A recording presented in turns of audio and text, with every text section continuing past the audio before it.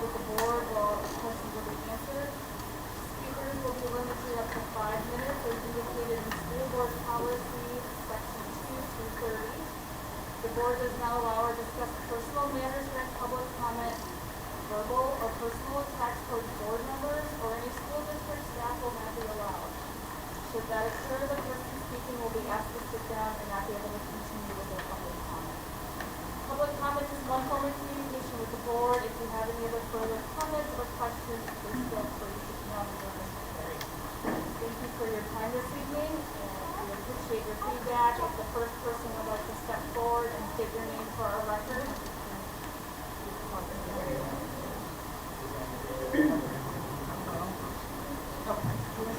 Where do I stand? Just right there. Okay. Okay, and my name is Natalie Moberg. Okay, so I kind of did a little spiel, so if I'm kind of all over, I'm sorry, I'm kind of nervous. So I have 3 children in the Rockton School District. I have one at Whitman Post and 2 at Stephen Mack. The last few years have been hard on all of us, but most of all, it's been hard on our children. As adults, the weight of our world is on our shoulders, and that's okay. That's how it's supposed to be, or how it should be. But somewhere along the way, in the last few years, we've decided to put some of the burden of the world on the weight of our children, and this isn't right. Our kids need to be free to be just that, children. We have forced them into masks for over 2 years. We have taken away their ability to smile at each other, express emotions, hug, share, and even at times play or interact with each other. This is detrimental to children. There was a study that was done, it was the Face Experiment Act, the Still Face Experiment, and it was done by Dr. Ed Trenick, and in that study there is a baby and a mother that were interacting with each other. The mother was smiling back at the baby's smiling, and they interact. Then the mother's face goes stoic. Just like when kids are in masks, you can see no expression at all. The baby instantly notices it and looks at its mother and tries to get the attention of the mother. It's at first happy, but then they turn into negative, and then the kid totally within 2 minutes, this was only 2 minutes of a stoic expression, the kid shut down and was just shut down, essentially. So what do you think we've done to our kids after 2.5 years of being in masks? There's some kids that don't even know what life in school is like without a mask. I don't know about most people, but I would think a lot of my memories at Stephen Mack, Rockton Grade School, it's having fun and socializing and being a part of your friend group.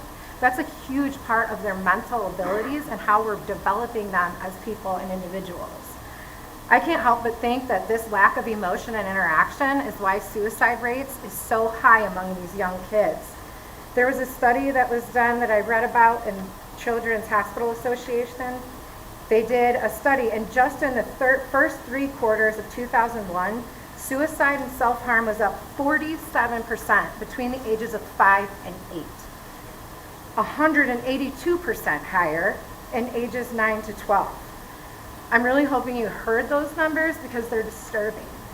And they should disturb all of us to our core because these are young kids. We've never seen any suicide rate like this before. And I think it all comes back to that emotional connection that we're lacking with the masks. We also have children, young children learning letters. B, say B, B. How can they learn as well? You can't see it. B, B. They can't share pencils. My son came home from school one day, he's 9, and said that he was scolded for sharing a pencil. What are we teaching the kids? These are young kids that we're developing, and they can't even share a pencil. It's just really sad at what's happening to these poor kids. And honestly, I know that we didn't have a choice before. We had mandates and you guys had to follow them. I get that, it's public school, I understand. But now we have the opportunity to let our kids have a choice, and it's being robbed for some reason. I get it. I'm not saying take away masks completely, but everyone needs to have their choice. The court's order voided those mandates. And the whole time we were told we're following state mandates, we're following state mandates. Well, now they're gone. So what's our excuse now? Our decrease in numbers in the Winnebago County should also help encourage you guys to help take these masks off of the kids that would like to and stand up for their freedoms. Our numbers are going down. They're not climbing up. overall, I just think that for these kids, as strong as they are, I am so proud of all of them. It's been a heck of a day for these kids. The last 3 days for them have been awful, and I'm sure the staff is kind of struggling with it as well. But what I don't like to hear is that when kids are standing up for their freedom, they're being laughed at by staff, having pictures taken of them by the staff. They're being told to you have two choices. Either put your mask on and get on with your life, or don't put your mask on and sit down here. Being put in what is called the segregation zone. Like then today, we find out they're in their segregation zone, covering up windows. I don't see what the point of that is. We're treating them different for standing up for something. And if you ask me, these kids are so strong that they deserve to be heard. And I know all of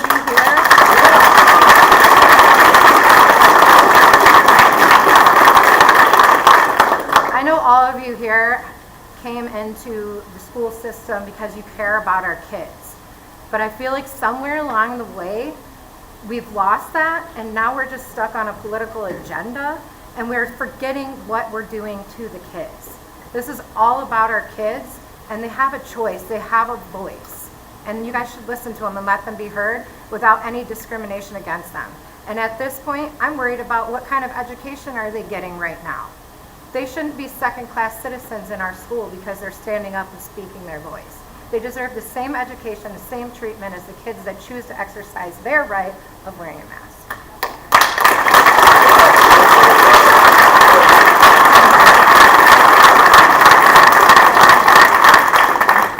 My name is Brian Wall. I have two students in the district. I have a son, Jack, in 7th grade at Stephen Mack, and my daughter, Leah, is 10 years old, and she goes to Whitman Post. Since the last time I spoke to the board last fall, it seems as though nothing has changed. In fact, it seems as though this administration has only doubled down on the COVID insanity as other school districts continue to make progress by making masks optional and offering students opportunities to socialize outside of the classroom at rec nights or dances. As the boys' basketball season came to an end and the girls' season started, I'm still confused as to why it's okay to pack the gym full of hundreds of parents wearing masks and not wearing masks, but we can't figure out a way to do in-person parent-teacher conferences. My son has been at Stephen Mack for 2 years. My wife and I haven't seen the inside of the school aside from the gym and the cafeteria. We haven't met his teachers, and we haven't seen his learning environment. According to Mr. Terry's email this morning, you want to offer in-person conferences if, quote, the numbers improve. I think that's a great idea. Unfortunately, I see this statement as vague, and it only gives you the ability to determine what number of positive cases is caused to cancel those in-person conferences. Average COVID cases across the country are down 69% since January 15th. Over the last 3 weeks, COVID numbers in the school district have dropped from 3.6% of students testing positive to 1.7% of students testing positive. Unfortunately, I can't say that I have much hope for seeing any changes. We have a governor who tells our kids that it's okay to go to church without a mask, it's okay to go to the malls without a mask, it's okay to go to a restaurant without a mask. But come Monday, you better strap that thing on when you go to school. It doesn't make a lot of sense to me. I think it's time to stop making decisions based on your feelings, based on your fears, and based on perceptions. It's time to start using data, science, evidence, and facts, not feelings. Thank you.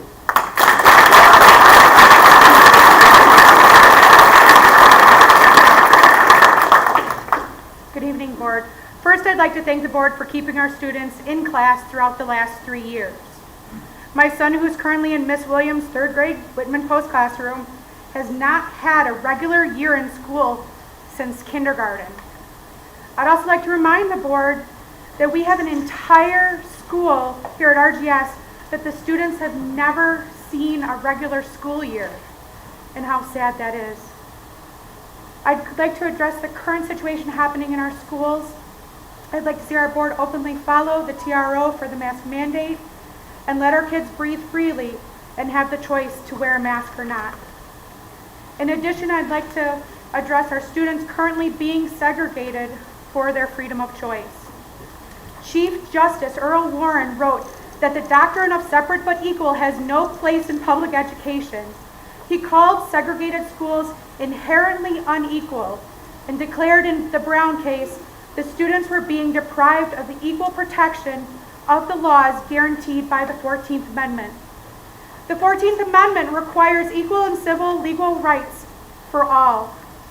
I'm very concerned our school and our district is opening itself up to litigation operating in this manner.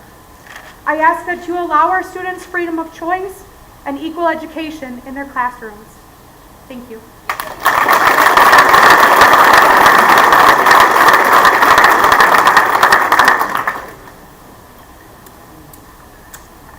Hi, my name is Chris McClellan. I have 3 students in this district. I moved to Rockton School District about 6 years ago. I chose Rockton because of the schools. I came from suburban Detroit, and the schools out here are much, much better than what my children were used to where we moved from. I want to thank you guys for allowing me to speak tonight. I wanted to speak on a few issues that I see happening in the middle school. First of all, one of my daughters plays on the 8th grade varsity basketball team. I've had the pleasure to watch her play basketball since 3rd grade. As along with many parents in here, many of these girls learned through Art Sadler's League, along with my daughter. It taught her the game of basketball. So she missed out last year, unfortunately, due to COVID, and that was heartbreaking. One of the best things I heard was when I was home from a work trip, she told me, "Dad, guess what? I made the 8th grade basketball team." Potentially, this could be her last year playing basketball. She's excited, but she's afraid to stand up for what she feels is right because of retaliation that has been threatened with some of the students, where if they don't wear a mask, they may be removed from the team. On Monday, we received an email that there was a home game. Now, mind you, Stephen Mack Warriors only had 3 home games scheduled all season. Monday was going to be another home game against Harlem. That game got postponed and moved to Harlem next week because of COVID protocols. Now, according to the COVID protocols, there was no explanation. It was just stated with COVID protocols. According to the emails that are sent out weekly by our superintendent, last week I believe it was 26, previous week 55, 55, and 46. So the numbers have been decreasing. Everything in Winnebago County tells us that things are decreasing as well. So I was a little bit disappointed also that when I got home yesterday from work, that my daughter said, "Dad, they had a quiz bowl match at Stephen Mack, but our game on Monday was canceled." So I just find that to be a little bit fair, and I feel there is some retaliation going against the students for standing up in what they believe, and I applaud every single student that is standing up for what they firmly believe in, whether it's masked or no mask. They're doing what they feel in their heart is the right thing to do, but I feel there is retaliation going on against the student body, and just hearing some of the things that have occurred the last 3 days at Stephen Mack is very disheartening. So again, thank you for your time. That's all I had to speak about. Thank you.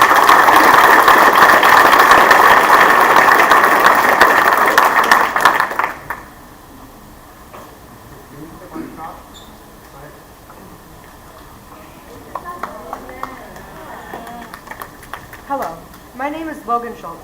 I am a 7th grader at Stephen Mack Middle School. I am the Vice President of Student Council, which I have been elected for. I am an NJHS peer support. I am here on behalf of myself and my peers because we feel that masks need to be optional at our district. Masks make it hard for me to breathe in after 7 hours of a day. I want to be back in my classroom without a mask, learning from my teachers. I showed up to school without a mask Monday and have not been taught by my teachers since then. We were kicked out of school Monday and denied an education. Tuesday, we walked into school and got exported to the office right away. A couple of minutes later, we went into a room 103, because there were too much people in the office. Today, we were in a different room. There were 2 full rooms in which I've been concerned. Today, I had to go to the bathroom really, really bad, and Mrs. Johnston, the sub that was in our classroom, would not let me go after 2 people because they were in front of me. And I really had to go. We cannot go out of class. Only one person can go out of class without a mask on. I was trying to ask my classmate a question on a homework assignment that the sub didn't understand, and she yelled at me for it because I had a question. We don't get to have recesses with other people that don't want to wear a mask. I don't get that because it doesn't make sense because we all don't want to wear a mask and we're all the same type of people. We're all students. And that's why I'm here today. Thank you for your time.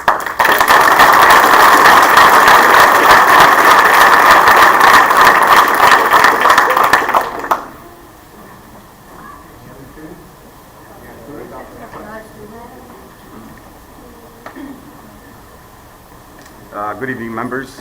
My name is Cesar Swordzik. I have 4 children. 3 of them are attending school, 1 this school, another one, and Stephen Mack, and third one, Hananiga. So guess which one comes home, has been coming home happy, youthful, energized. That you can see a huge difference. You don't need science, you need data. We're living it. My daughter's actually over there. Huge difference.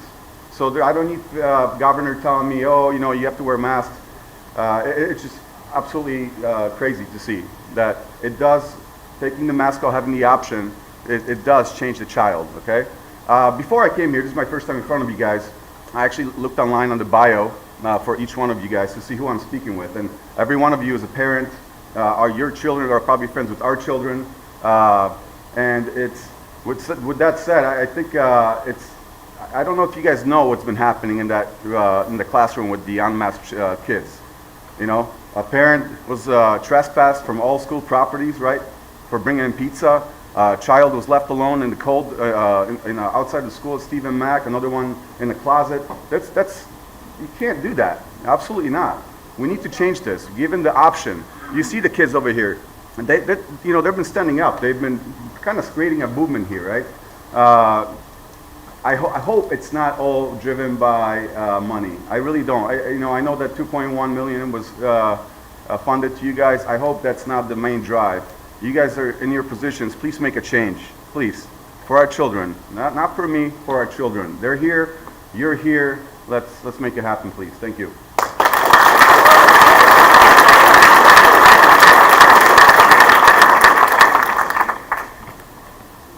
I just want to take a minute to talk to all of you beautiful faces, you beautiful kids. Woo!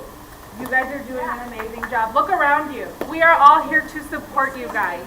Keep fighting. Do not let these people bully you into wearing the mask if you don't want to. You have all of the support, and we are very proud of you. And don't listen. You guys are doing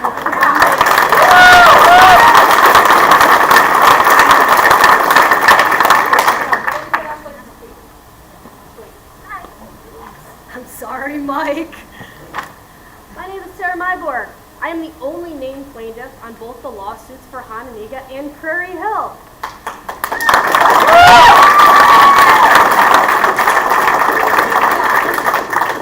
One of my favorite lines from Judge Gershaw was, "This type of evil is exactly what the law was intended to constrain." The legal parameters of this that I'm sure your attorneys have explained to you, but I want everybody here to be clear because I don't know if everybody had a chance to read the order. The executive branch fails to recognize or acknowledge the legislator granted IDPH, which you are not, the supreme authority in matters of quarantine and isolation. How do they define quarantine and isolation, might we say?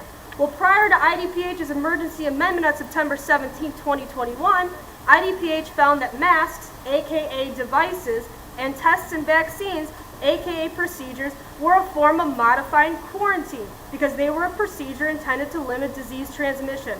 Under the IDPH Act, people had the right to object to these procedures. If they objected, they were afforded due process. Due process means that they have 48 hours, they can get their way. Then they have to go before a judge and they have to prove that you or children are a public health threat. They have to go in front of a judge and prove that one of these children not wearing a mask is a public health threat. Not positive for COVID, not pending COVID test results, but just breathing the air around them. I want you to fully understand that. Similarly, IDPH concluded exclusion from school was also a form of modified quarantine because it considered a partial limitation of freedom of movement or actions to those who may have been exposed to a contagious disease. I hope you all have also read 20 ILCS 2305, the Illinois Department of Public Health Act, from which I'm getting all of this information from. This TRO said that's where you have to follow due process. The General Assembly had foresight when it created certain provisions limiting the authority of administrative agencies. When the legislature created our laws, they did so knowing individuals have a fundamental right to due process when one's liberty and freedom is taken away by forcing them to do something not otherwise required of all citizens.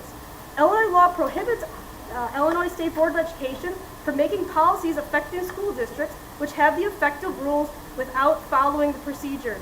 Absent this statutory provision, the Illinois State Board of Education would be able to, on impulse, and depending on who held the executive branch, mandate whatever it felt necessary in the most arbitrary and capricious manner without having to follow any due process under the IAPA.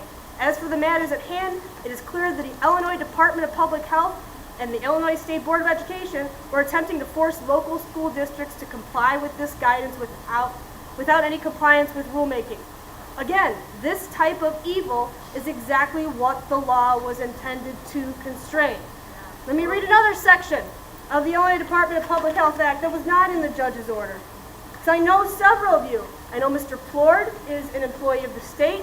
Superintendent, you'd be the employee of the state. I don't know if we have another principal here, but 20 ILCS 2305 Section 2A states, all local boards of health, health authorities and officers, police officers, sheriffs, and all other officers and employees of the state or any locality shall enforce the rules and regulations so adopted and orders issued by the department pursuant to this section. Therefore, if you do not afford due process rights and you overstep your authority, you're violating due process rights. And as employees of the state, it is your responsibility to uphold it. If you have fiduciary responsibility to the Rockton Board of Education, you're not in compliance. Think about it, read it. You have a copy now. It's up to you. What side of history do you want to stand on? Do you want to be the type of evil that is exactly what the law was intended to constrain? I hope not. Mr. Floyd, you can't talk because you're on the board right now, but he can tell you how many kids at Willowbrook are being able to have a normal education, are being able to socialize. What difference in their day does it make? They're not being quarantined, thrown into mini concentration camps, and I get the Nazi comparison is old, but I'm Polish. Guess what? It hits home. It wasn't just the Jews that were put into the camps. Y'all need to think about what side of history you want to be on.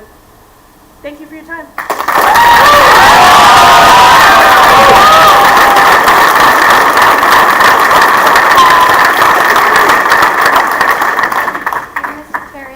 As a new student at the district, I have had a very bad experience of being here.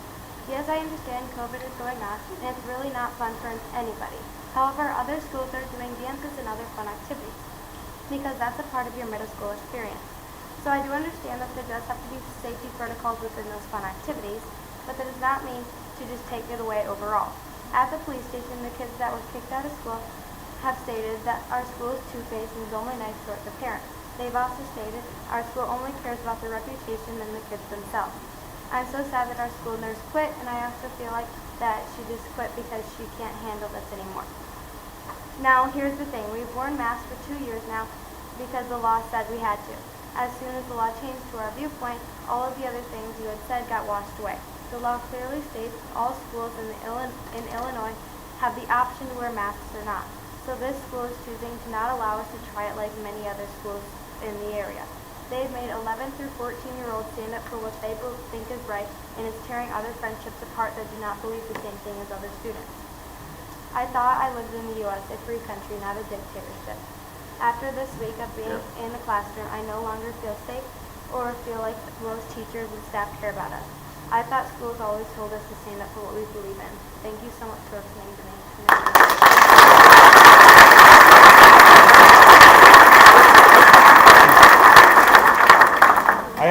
say, but people are covering the points. My name is Josh Labrie. I've lived here 35 years. I was raised by my grandparents, and they were active members of the community, and they got stuff done. A lot of business, and one thing I learned is the squeaky wheel gets the grease. You're always told no at first, and it's how you proceed, respectfully, of course. But I want to take a second to introduce my daughter, Layla. She used to go to the school. We moved to a different district, so now she's over at Stone Creek. She was the first and only child in her school today to say enough's enough and not put a mask on. They asked her if she wanted to do it or she'd have to be segregated, and she said, you got to do what you got to do, but me and my parents talked, and this is what I think is right.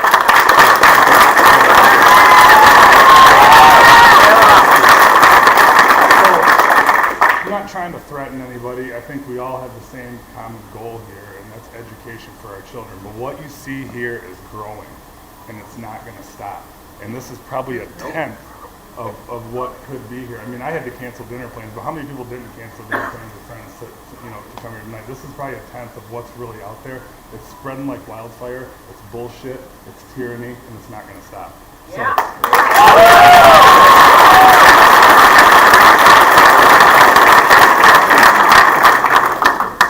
Hi, Mary, Mr. Terry. My name is Lori Miller, and I have lived here almost my whole life since I was a 10-year-old little girl. My husband's lived here his whole life. We have raised our 4 kids and send them to these beautiful schools here. Okay, and I want to thank all of you, and I want to thank all of you behind me for standing up for what is very important, and it's their children. And what we want to do is we want to take government control away from what they know is put the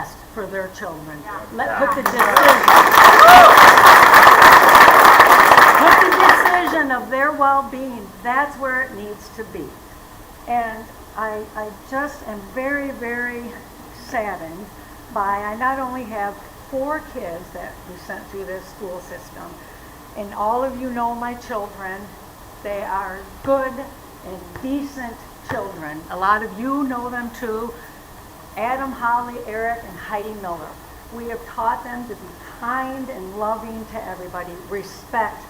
Even if you disagree with them, somewhere along the line we've learned to disagree with people, that we don't see things the way they do. That's so wrong, and we need to get away from that. And I have a 6th grade granddaughter that decided not to wear her mask, and she was put into a separate room. And she had her phone taken from her, and I'm glad that she is standing up for what she believes. I said, whatever you believe in, I will support. But it makes me sad that you're putting these kids in a separate room to make them feel like there's something wrong with them, and there's not. They are treasured, beautiful God's children, and we need to honor exactly who they are, because God made each and every one of us. And while I have your attention, this is a little bit off subject, but my granddaughter had a student come up to her recently, a week and a half ago, and she was handing out some LGBTQ material. It happened to be a transgender flag. And my granddaughter very gracefully said, no thank you, okay? And this student proceeded to tell her that, oh, you're a homophobic, racist, Trumpist. Now, that's not what I want in my school. And I do not want any of my precious kids. I stand for all children. I love all those kids, and I will stand up for each and every one of them. It just breaks my heart to see that these hateful things are being said, and I understand that this student was reprimanded. I don't know to what extent, but should my husband and I decide to maybe take our children out of public schools and send them to Christian schools where I know that this stuff is not going to happen, it's going to be more limited. If that being the case, then the tax dollars that I am paying for these beautiful schools, then I want that money so I can make my choice to send my children elsewhere.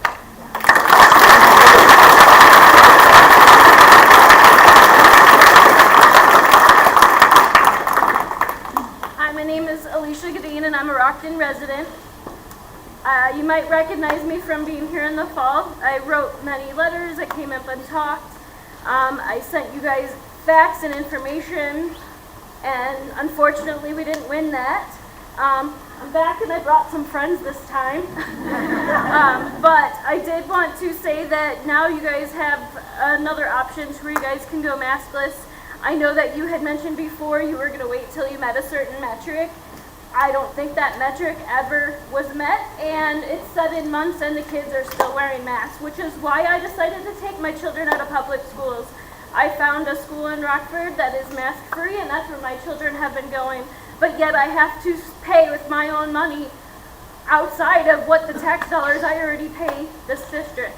So I would love to use this school. I love to send my children here, but I knew that was going to happen, and that's why I took my children elsewhere. And there's other topics that I could go on about for reasons that I took my children out of school, but I know we're here to talk about masks tonight, and I just wanted to say I support everyone that's here. I'm glad other people showed up to this meeting, and I hope you guys do what's right and not follow the money.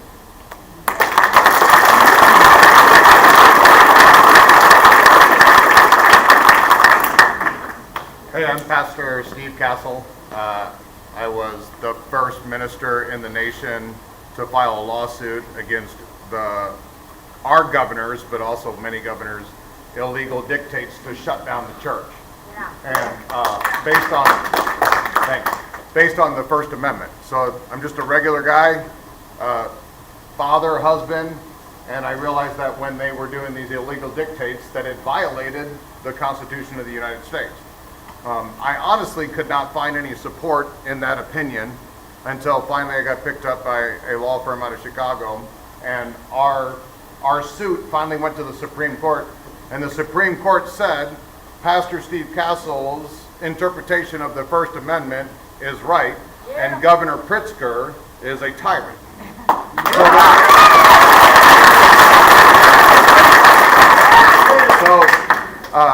So here I am again in this same exact situation. So the Supreme Court of the United States says that Governor Pritzker has done tyrannical, dictatorial things that are illegal.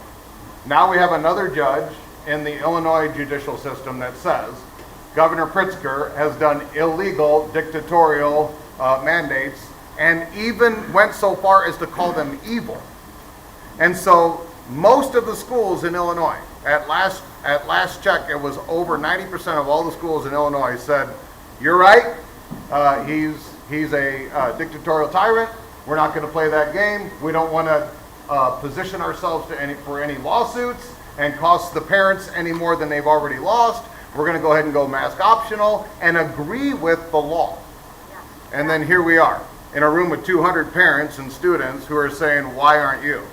So I don't know any of you, so none of this is personal. But I can tell you that these cases have already gone to 7 different state Supreme Courts, and they've either ruled in favor of giving parents back their civil rights, or they are currently in litigation or appeal to make that happen.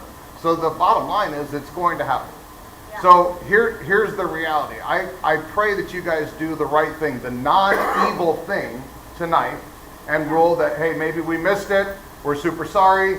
We're going to humble ourselves. We're going to honestly do the right thing by the parents, do the right thing by the students, do the right thing by civil law, by judicial law, by Illinois law, by constitutional law, and we're going to go ahead and give them back their rights.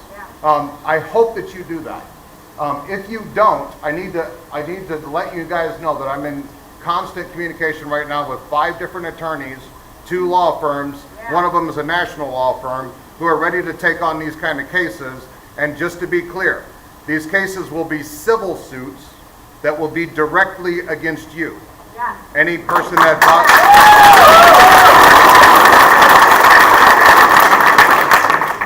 and I know that many of you think that you're going to stand behind qualified immunity, which is a federal law that says that anybody that's acting under the color of law as an elected official is not personally held liable for any of the decisions or the dictates that they make.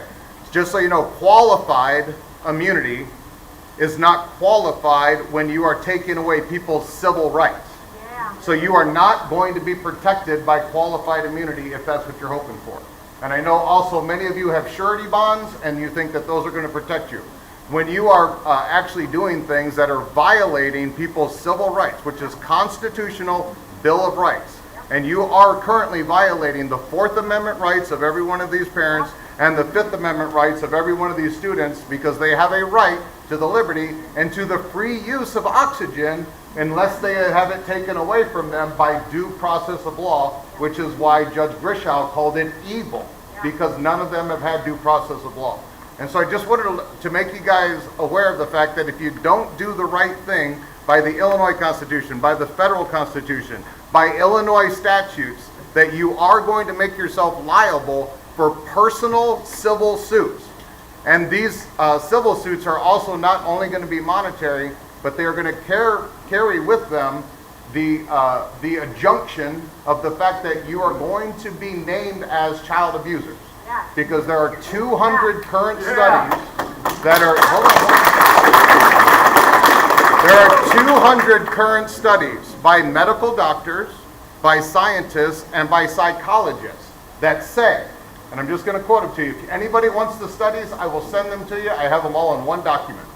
That says forced masking of children causes psychological abuse, physical abuse, emotional abuse, medical abuse, social development abuse, educational retardation, suicidal tendencies, and many of these studies say that it is considered grooming children for future sexual abuse. And so these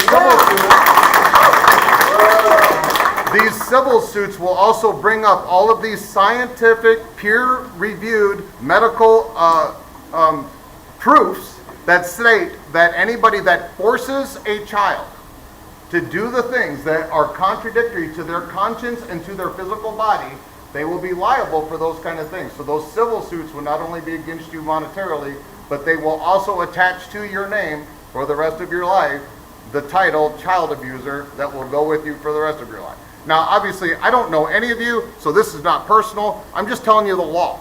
Now, the Supreme Court's already agreed with me. The Supreme Court of the United States has already agreed with me that I know how to interpret the Constitution.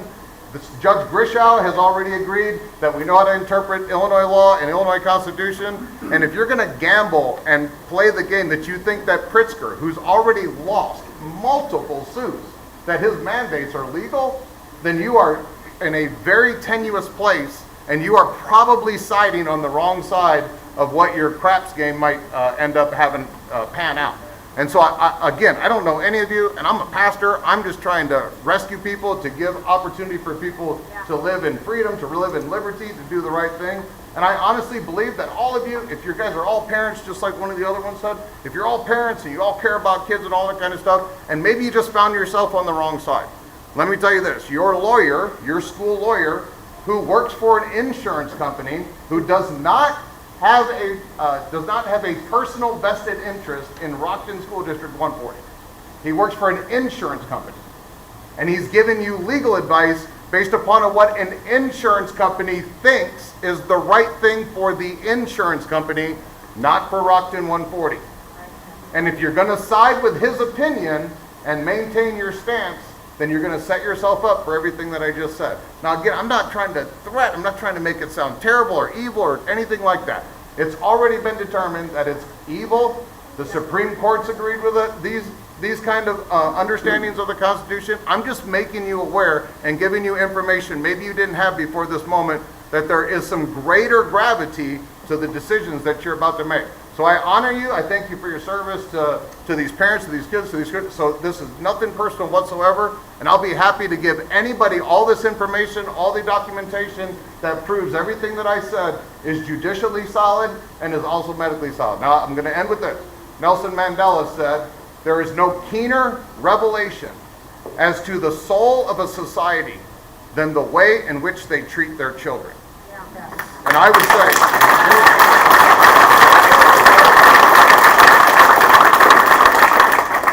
say I'm one of those crazy people that still believes that our society has a soul and that we're still human, even going through 2 years of COVID, that there's still humanity left in us. And this is a time for us to reclaim humanity and just to do the right thing, give the parents back their children, let them make decisions over the medical treatments of their own children, and you guys do what you do, educate, legislate, and make all the rules that you need to make. But let the parents be the parents. Thank you very much.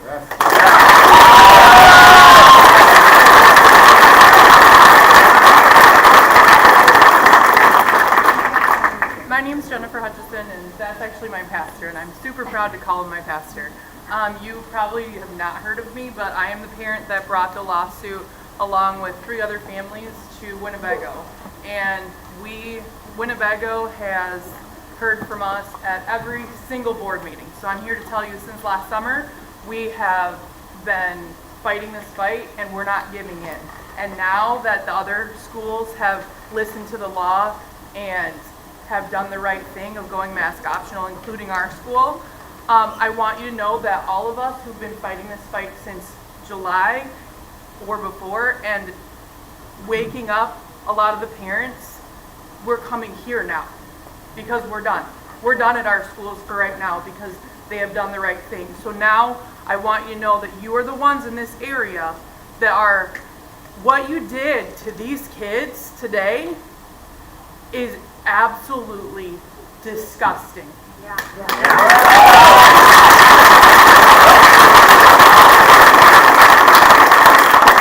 I am a special needs mom. My son has cerebral palsy and he's in a wheelchair. So first of all, what I tell every board is I don't ever want to hear the excuse of we're doing this for the special needs community, we're doing this for kids who are high risk. It's not your job to take away their freedom for my child. Ever.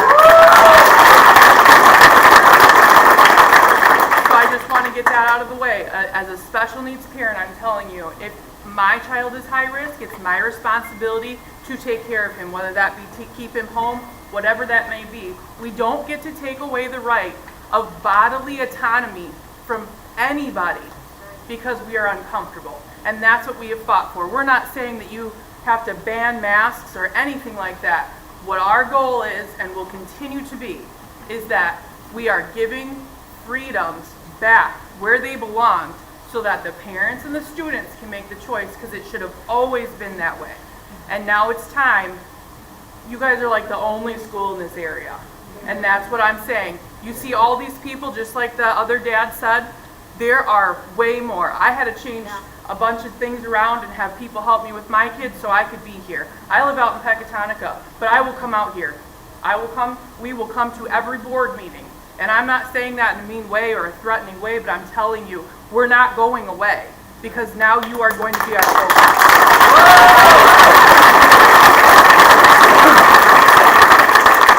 I want you to know that we had 1 day of notice. Winnebago, or well, myself, we had 1 day of notice for Winnebago to get them on the lawsuit with Tom DuBois.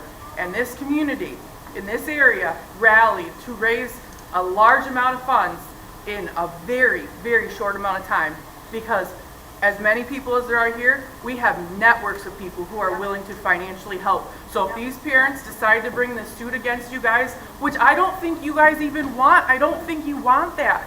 And so just like what Steve was saying, and a lot of the other parents are saying, just do the right thing. We don't want to do this. And I told Winnebago the same thing. We don't want to do this to you guys, but we will. I will back them, and we will raise the funds. I already have funds set aside. We will raise the funds, and they will get freedom for their children like my children have. And I watched my child the last 2 days excitedly go on the bus. She's 5 years old. She's in kindergarten. She's never had a single day of school without a mask on her face. And that child, the spark is back in her eyes. Okay? And that's what these kids deserve. And doing what you did to them the last 2 days, because I've been watching all of it, doing what you did to them the last 2 days, that is terrorizing them. And I understand that that sounds extreme, but this was extreme. Having teachers cover the window, that is sick. It's not even like it was a screen, it was a window. There was nothing that could even get through it. whoever is doing this is purposefully terrorizing these children, and you will be held accountable. And if it's teachers doing it, I want you to know that it's also going to fall on you guys. You can't allow them to be doing this to kids. What are we doing to them? I don't care what our political views are. We're adults. We have every right. If you don't agree with me, I want you to have the right to have that freedom to not agree with me.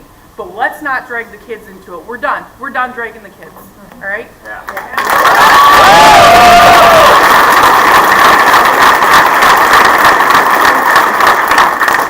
Hi, my name is Terry Johnson. I'm a taxpayer here in this community. There is just one thing that I wanted to read on Judge Grischel's TRO. Although this court denied plaintiff's request for class certification, this court has declared IDPH's emergency rules void. Any non-named plaintiffs and school districts throughout this state may govern themselves accordingly. They're governing themselves accordingly. Continue to do that.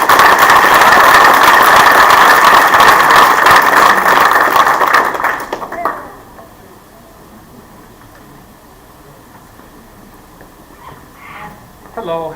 Some of you already know me. Oh, no. You gonna do it? Oh, wait. Hi, my name is Kelly Lynn, and I am actually here to speak on behalf of my husband, who is not allowed to be here tonight. When Brett and I were married and started having kids, we were in the Harlem School District, and from day one, we started saving and sacrificing to get our kids in this district. My husband was the first state champion at Hononegah High School. There was a Brett Lynn Day named after him. When he was in college, he came back and volunteer coached within this district for 14 years. Didn't take a penny from the district. He said, I just want to volunteer and give back to the community. When we came here with our kids, we went on multiple field trips with these school districts. We served for hours in these classrooms to help the teachers out. My husband went on a field trip with Stephen Mack 2 years ago when my son was there, and he was assigned a handicapped child. He wasn't asked. They just assigned him to him. He spent 3 days making that field trip the best experience of that kid's life.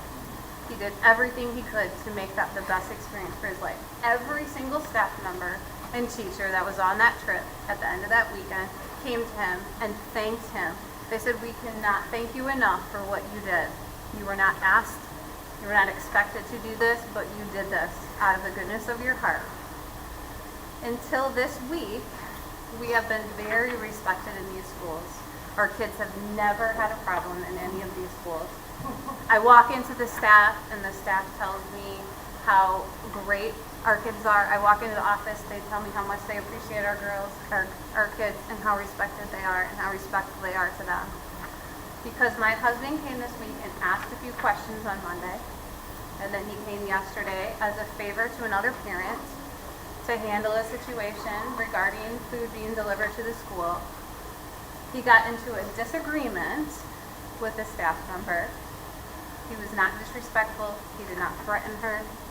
He was not asked to leave and refused to leave. None of that. In fact, one time she asked him to lower his voice, which anyone that knows my husband knows he's a very loud speaker. When he was asked to lower his voice, he immediately lowered his voice. He stepped back. He talked very respectfully. He actually said to the teacher, he apologized to her, and he respectfully talked to her.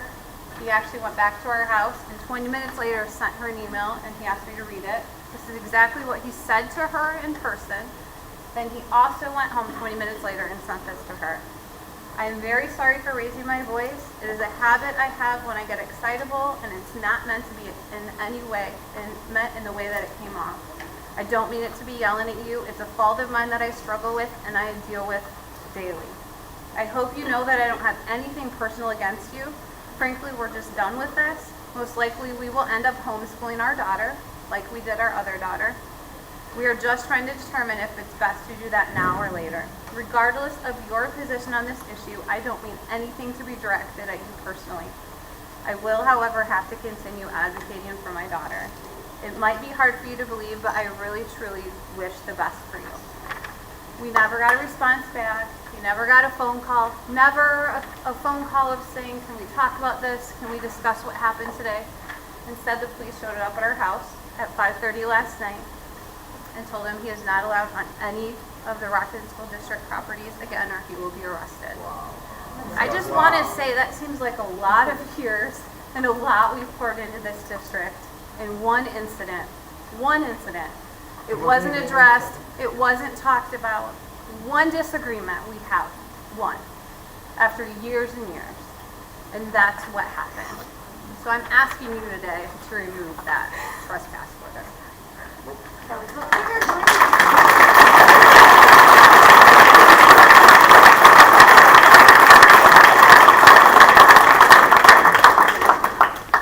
Is there anyone else that wants to talk? I'm trying to do something. I just want to say one thing. Mr. Terry, are you happy with what you did to that family? Does that bring you joy? For one conversation. I hope you're held accountable before God for what you do. Amen. Vote 'em out.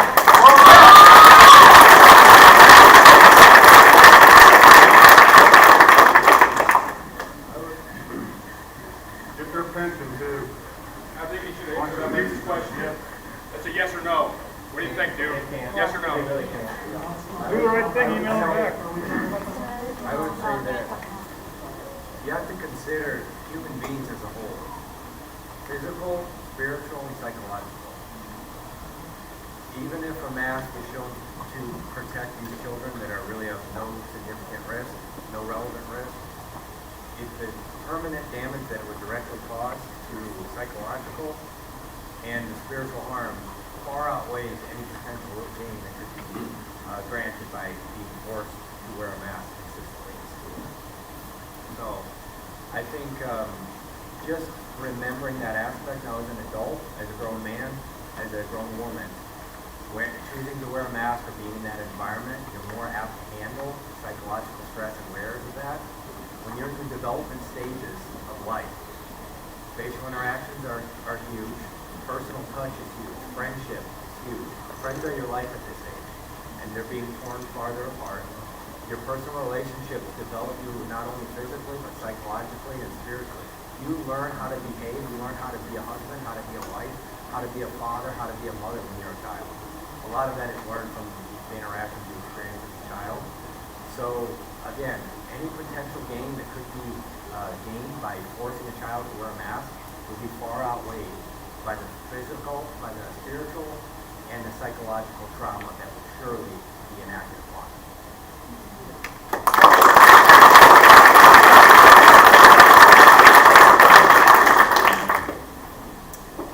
Anyone else? Feel free. Yeah, go ahead. Absolutely. I just want to say to all you parents that are here, good job. Remember, you're raising warriors, you're raising patriots, you're raising people that respect the law and the Constitution. And to all you kids, I don't care what anybody says, this is what makes character. This is what makes integrity. You stand up for yourself every damn time.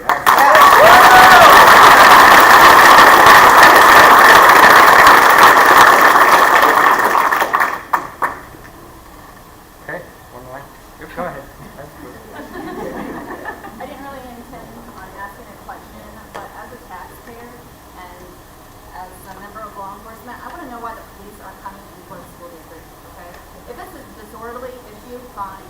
But when my fifth grader comes home, her parents are in law enforcement, her cousins are in law enforcement, and they come home and they're scared of the cops because they're in our school district, because they're fearing that if they're not wearing a mask, that they're going to get in trouble with cops. I have a problem with that. You're tying up our resources for emergency purposes. This is not a criminal issue. This is a civil issue, and you guys should be taking care of it on your level.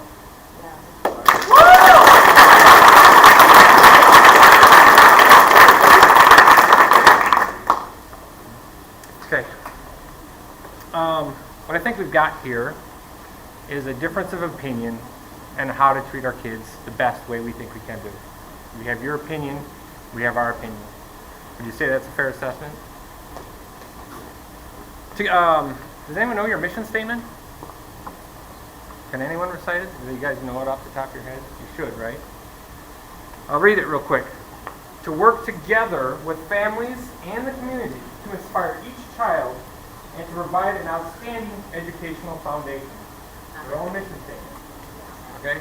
I came from Willowbrook. I was on the board. We made it real easy. Right? Kids first always. Okay? That should be the guiding principle on all of this. Okay? I've spoke at the board before. I've contacted all of you. I've left you all emails, copied you on all my correspondence so that we could FOIA them if needed. I've tried to communicate, tried to do things the right way, and now I'm the teeth. Okay? There's some people who have been talking around here. This is the teeth. So, you guys know Huntley District? They actually had an emergency board meeting over the weekend to get the community involved to decide what was best for them. Okay? They overwhelmingly voted that what was best for the community to go with mass choice. Okay? That's something that could have happened here. That's something that we could have come together on. Now, my sneaking suspicions on why we go down this path, and some of them are around the ESSERs and the money that's funneled into these communities by the government to support the support of these mandates. I get it. You think that the money is going to make your district better. In some cases it does. But is it better than putting these masks on the kids? Is that better? Even Rockford Public Schools, the largest school district in Winnebago County, is not enforcing masks. Do you think they have any idea what this could impel them to do if a judge got involved or a lawyer got involved? Yes, they obviously did. So I've tried the cordial, I've tried the nice, I've tried the negotiation, I've tried to reach out, tried to give you options. So tonight we're putting a notice of intent to file a claim against your risk management plan. Glenn Terry, this is for you.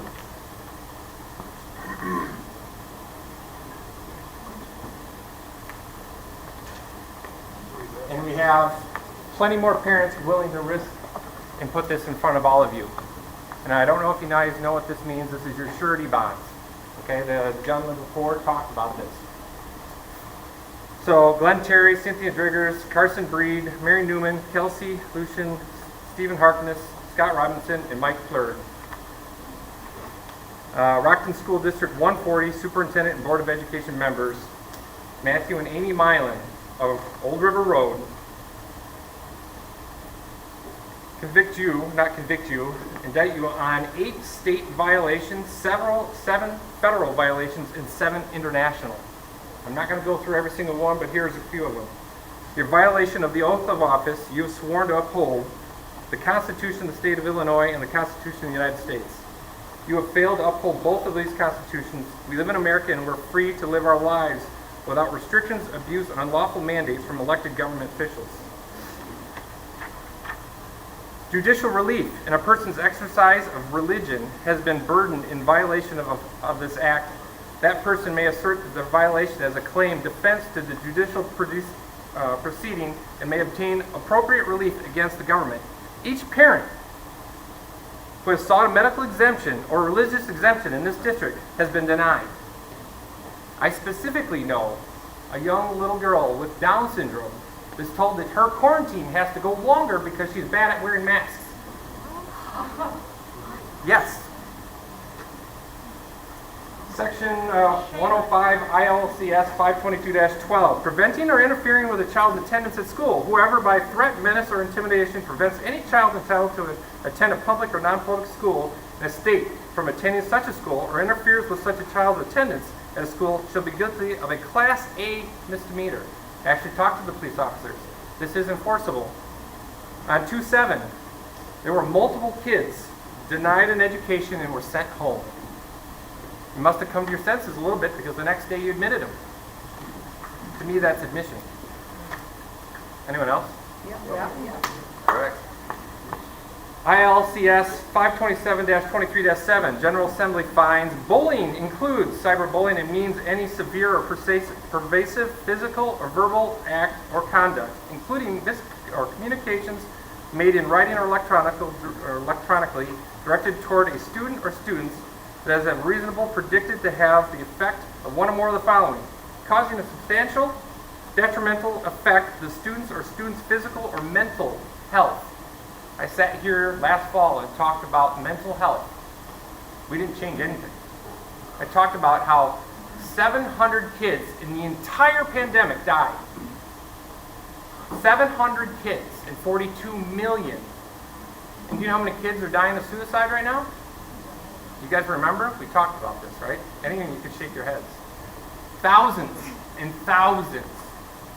Okay? Substantial interfering with the student's academic performance. Substantially interfering with the student's ability to participate or benefit from the services, activities, or privileges provided by a school. Covering windows, blocking food, laughing at kids when they come into the office, kept from counseling.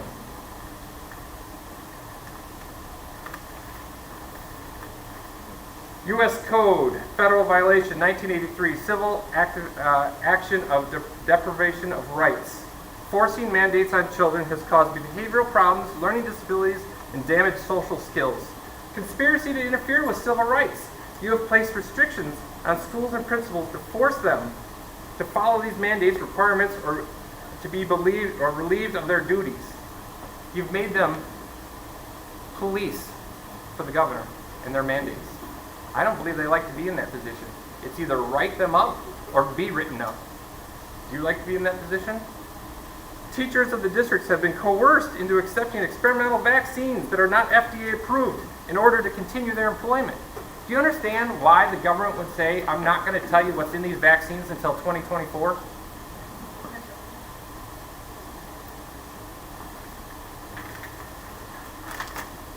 Federal Law Title 21 U.S.C. of the Federal Drug and Food and Cosmetic Act. Any product that is not deemed FDA approved cannot be enforced and mandated. Mass PCR testing and vaccines are under emergency use authorization, used only if it's illegal and any federal or state government mandates such items. Title 7 of the Civil Rights Act, 1964, restricting children's freedoms and forcing them to wear a mask that is dangerous and no concrete scientific backing is a direct violation of civil rights. The Individuals and Disabilities Act. The toolkit states individuals who cannot safely wear a mask are exempt. However, you and your school board have not adhered to this. Conversely, you've demanded that all children, including that little girl, wear a mask and be subject to longer quarantine periods than by law in your own mandate. Color of law, Section 242 of Title 18. If even one child, I don't think you guys realize this, even if one child injured, as he explained before, or dies as a result of a mask requirement, PCR testing, or receiving a vaccine because you coerced them, as a result of the coercion, you and the entire school board members are liable for the injuries personally. The Hague, international violations. The Hague Conference on Private International Law. Yes, we went international. The HCH protects our children and their families against abuse inflicted upon them from a public school system. The UN Child Protection Act. Our public school systems have become a hostile environment for our children. The school board has enforced illegal mask policies. The UN protects our children, and the United States of America has signed a treaty with the UN in order to ensure our children are protected at home and in the public schools, the UN level. International humanitarian law. Our children are not, nor have ever been, involved in direct hostilities in order to conquer an illness that has a 99.8% survival rate. Geneva Declaration of Rights of a Child. Every child that has the right to health, education, and protection in every society has a stake in expanding children's opportunities in life. That's only some of them. I didn't read all of them. A bond claim may be filed against your surety liability insurance policy if these mandates do not stop today. Total amount owed to the notifying party, TBD, because we FOIA'd the information and they find ways not to respond. We do have the policy number and we do know it's for Glen Terry.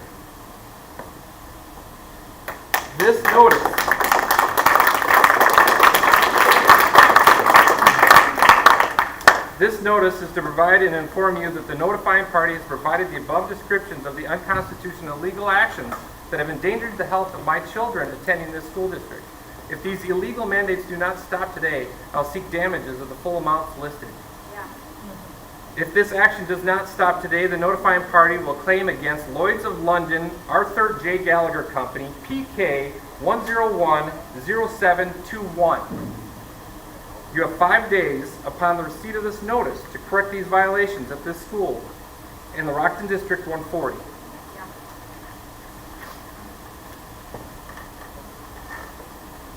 And all vaccine clinics on school grounds and or coordination with local schools.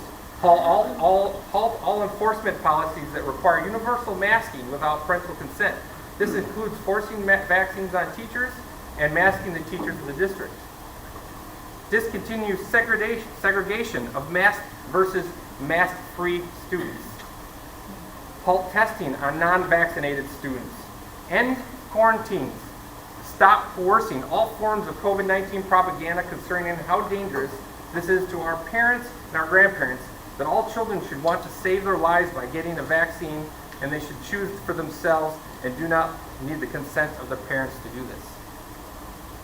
Stop requesting new funds, ESSER funds. ESSER funds are written so that they can claim ESSER funds to the end of 2024. What incentive do they have to stop this? Zero. I understand the money makes a difference in the district. Let's find a different way to do that. Revoke your trespass notice for Brad Lind.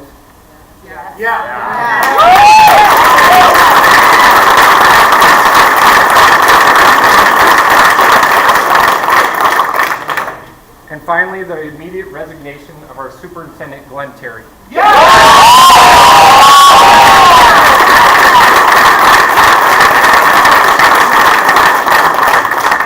Failure to comply with the aforementioned demands within 5 days after receiving this notice will result in a claim being filed against Lloyd's of London, Arthur J. Gallagher Company, policy number PK 1010721 for the full amount of the coverage.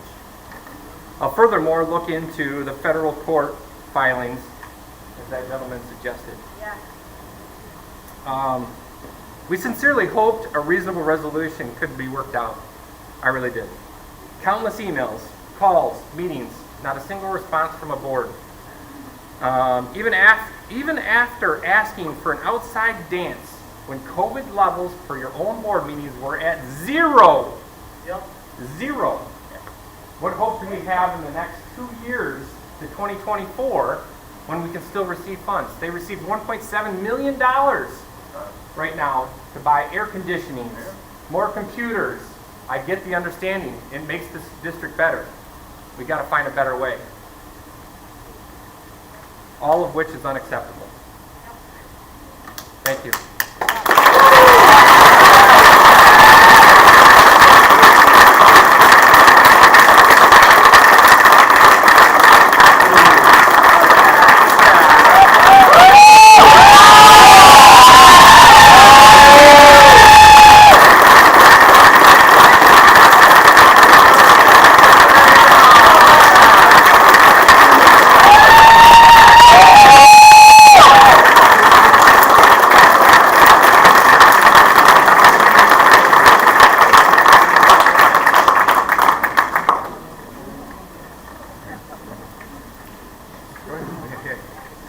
Mr. Terry, I don't want to wear a mask. I was very happy today. I was not wearing a mask. I think it was very good to not have a mask. It was just very mentable and very good feeling.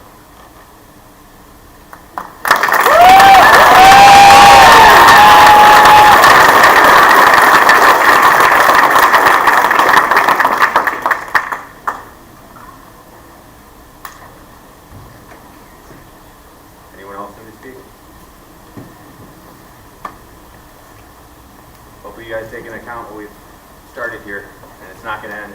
I mean, like I said, we're going to keep coming. It's going to keep happening. This will not end. Thank you, everyone, for coming out.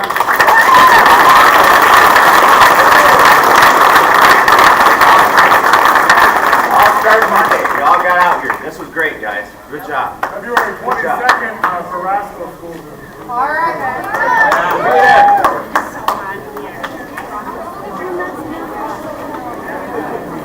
Some might call this a come to Jesus moment.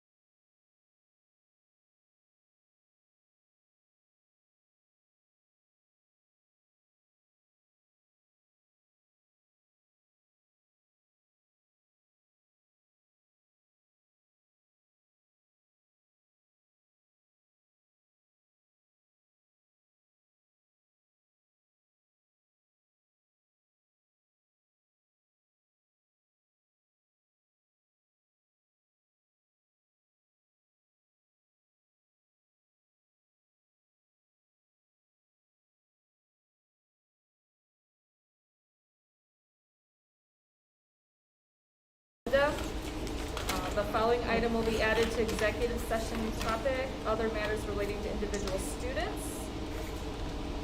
Any other? I was going to make a motion that we move the COVID discussion to this point in the meeting. It seems to make sense to me. Okay. I'll second that. Thanks, buddy.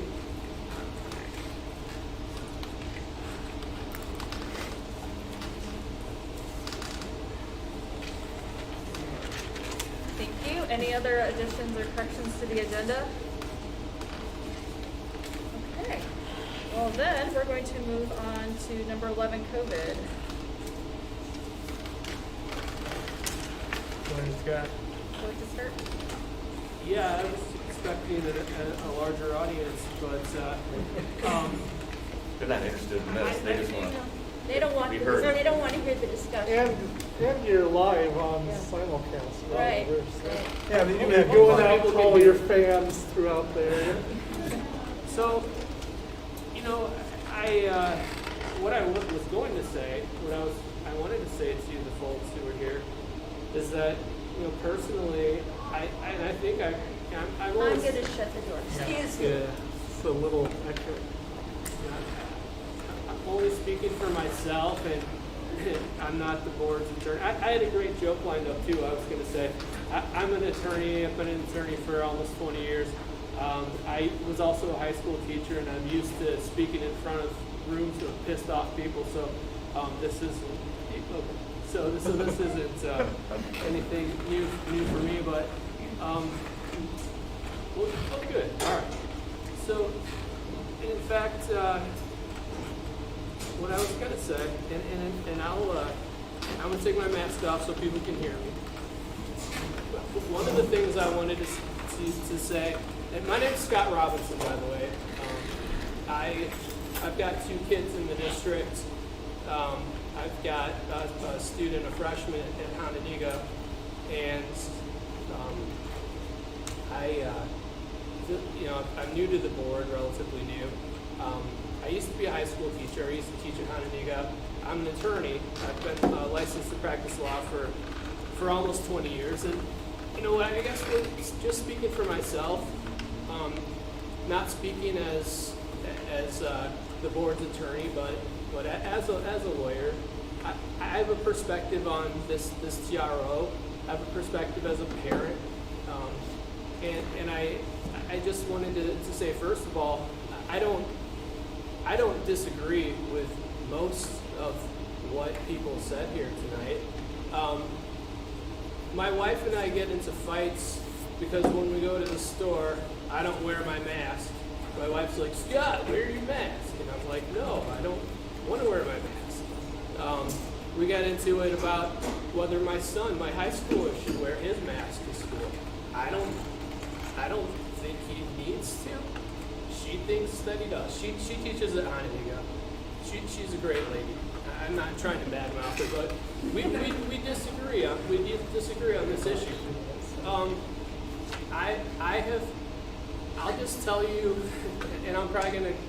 I don't want to keep us here too late, but here's my evolution when it came to masks, right? And I guess I should explain the reason that I wear the mask here, not wearing it now because I'm talking to you guys.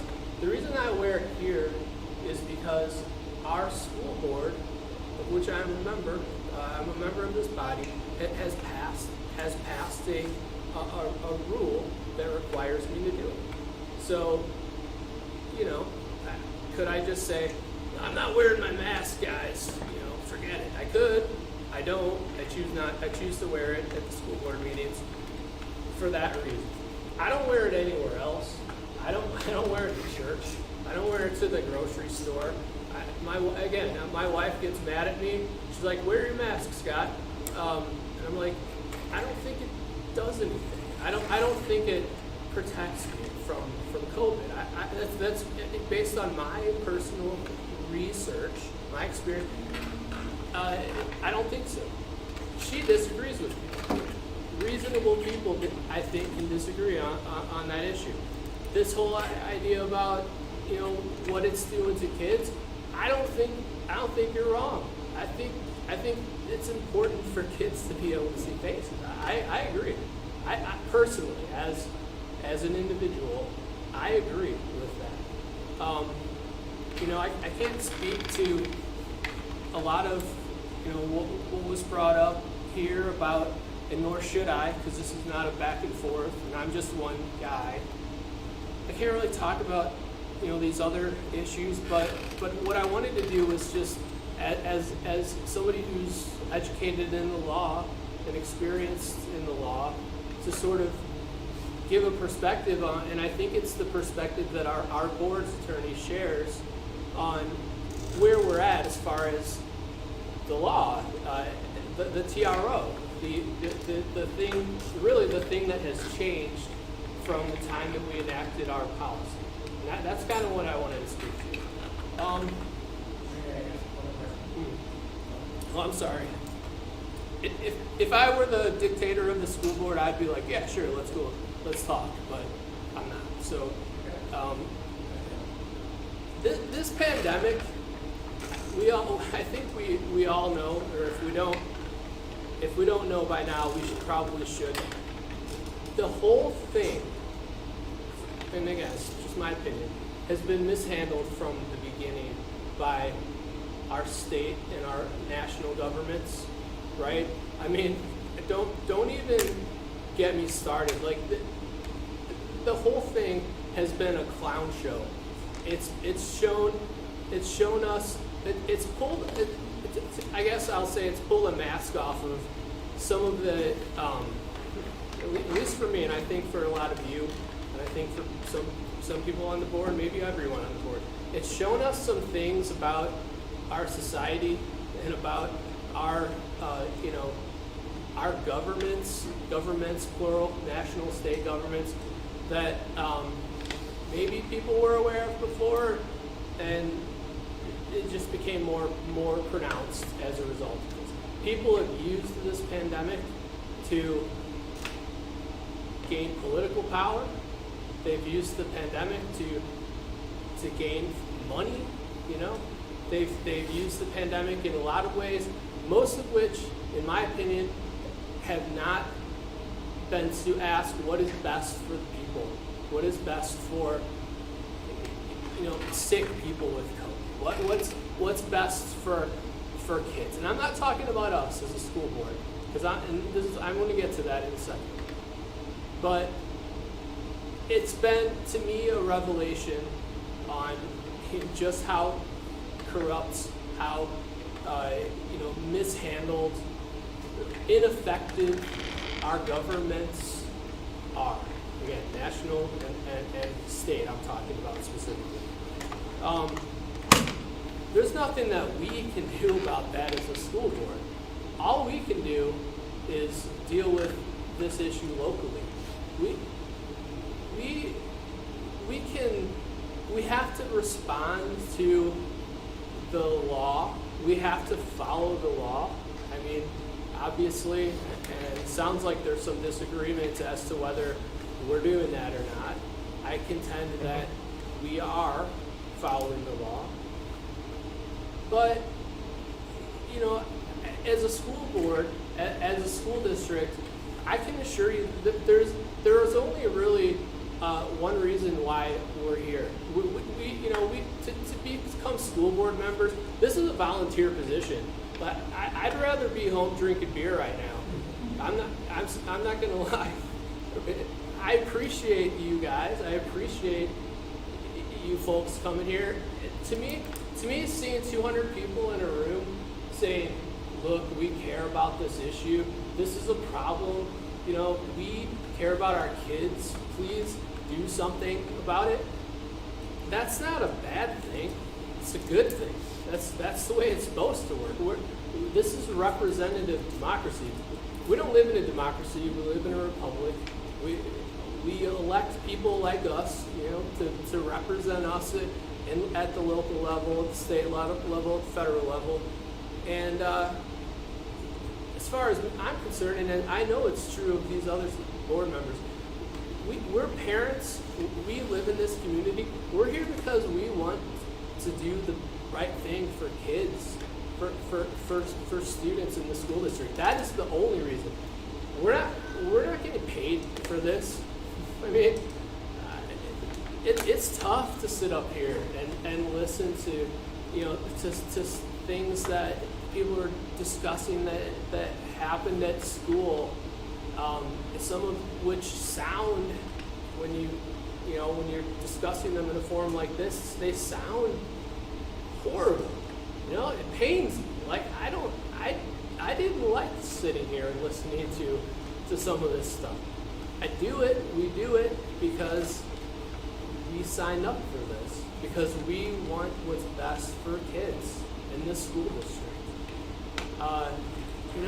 We're not, I guess I'm babbling on, but again, we need to focus on like what's within our ability to control as a local school board. And so here's how this mask policy came to be.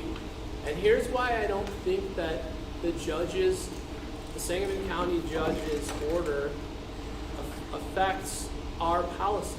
Now, I'm going to get to that in a second, but we enacted our policy after a lot of discussion on, I think it was August 4th, right before school started.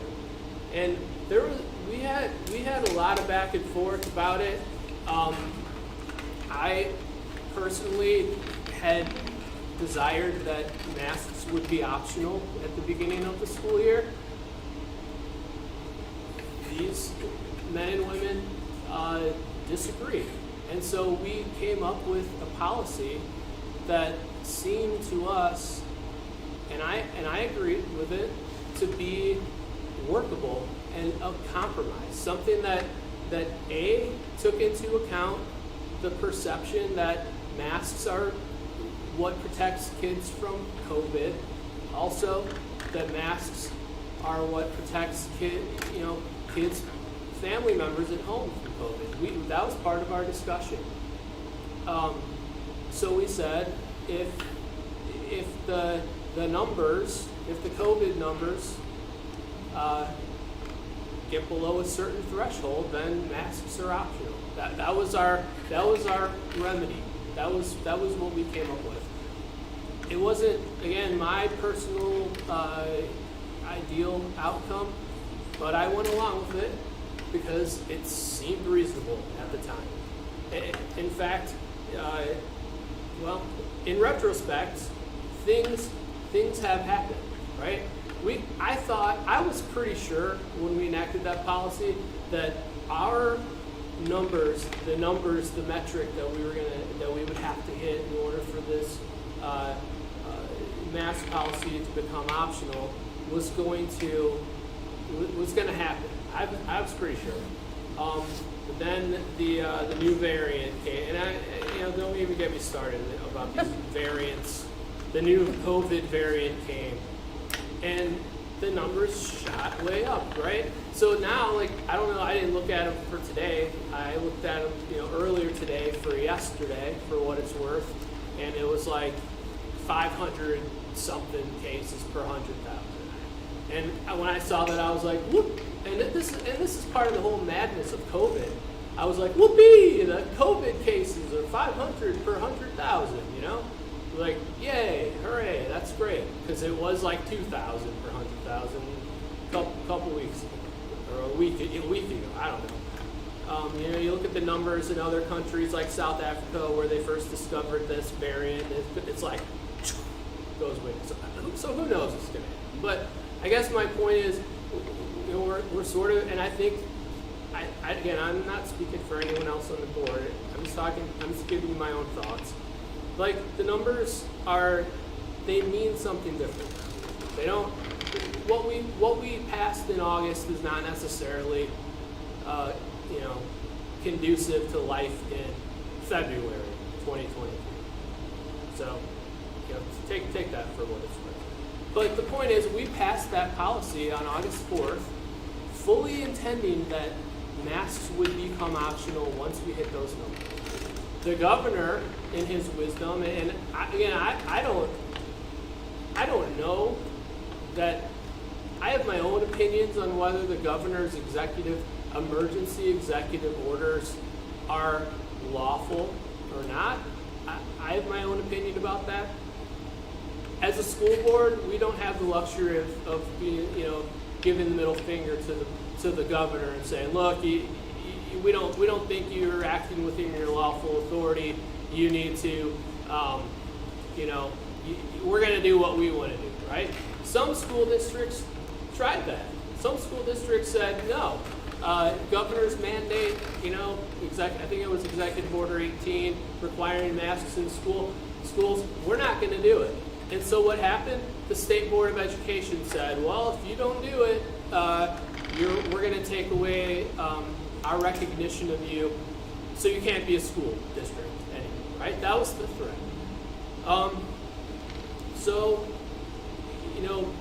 There was the executive order that came after. It occurred subsequently to our passing our policy.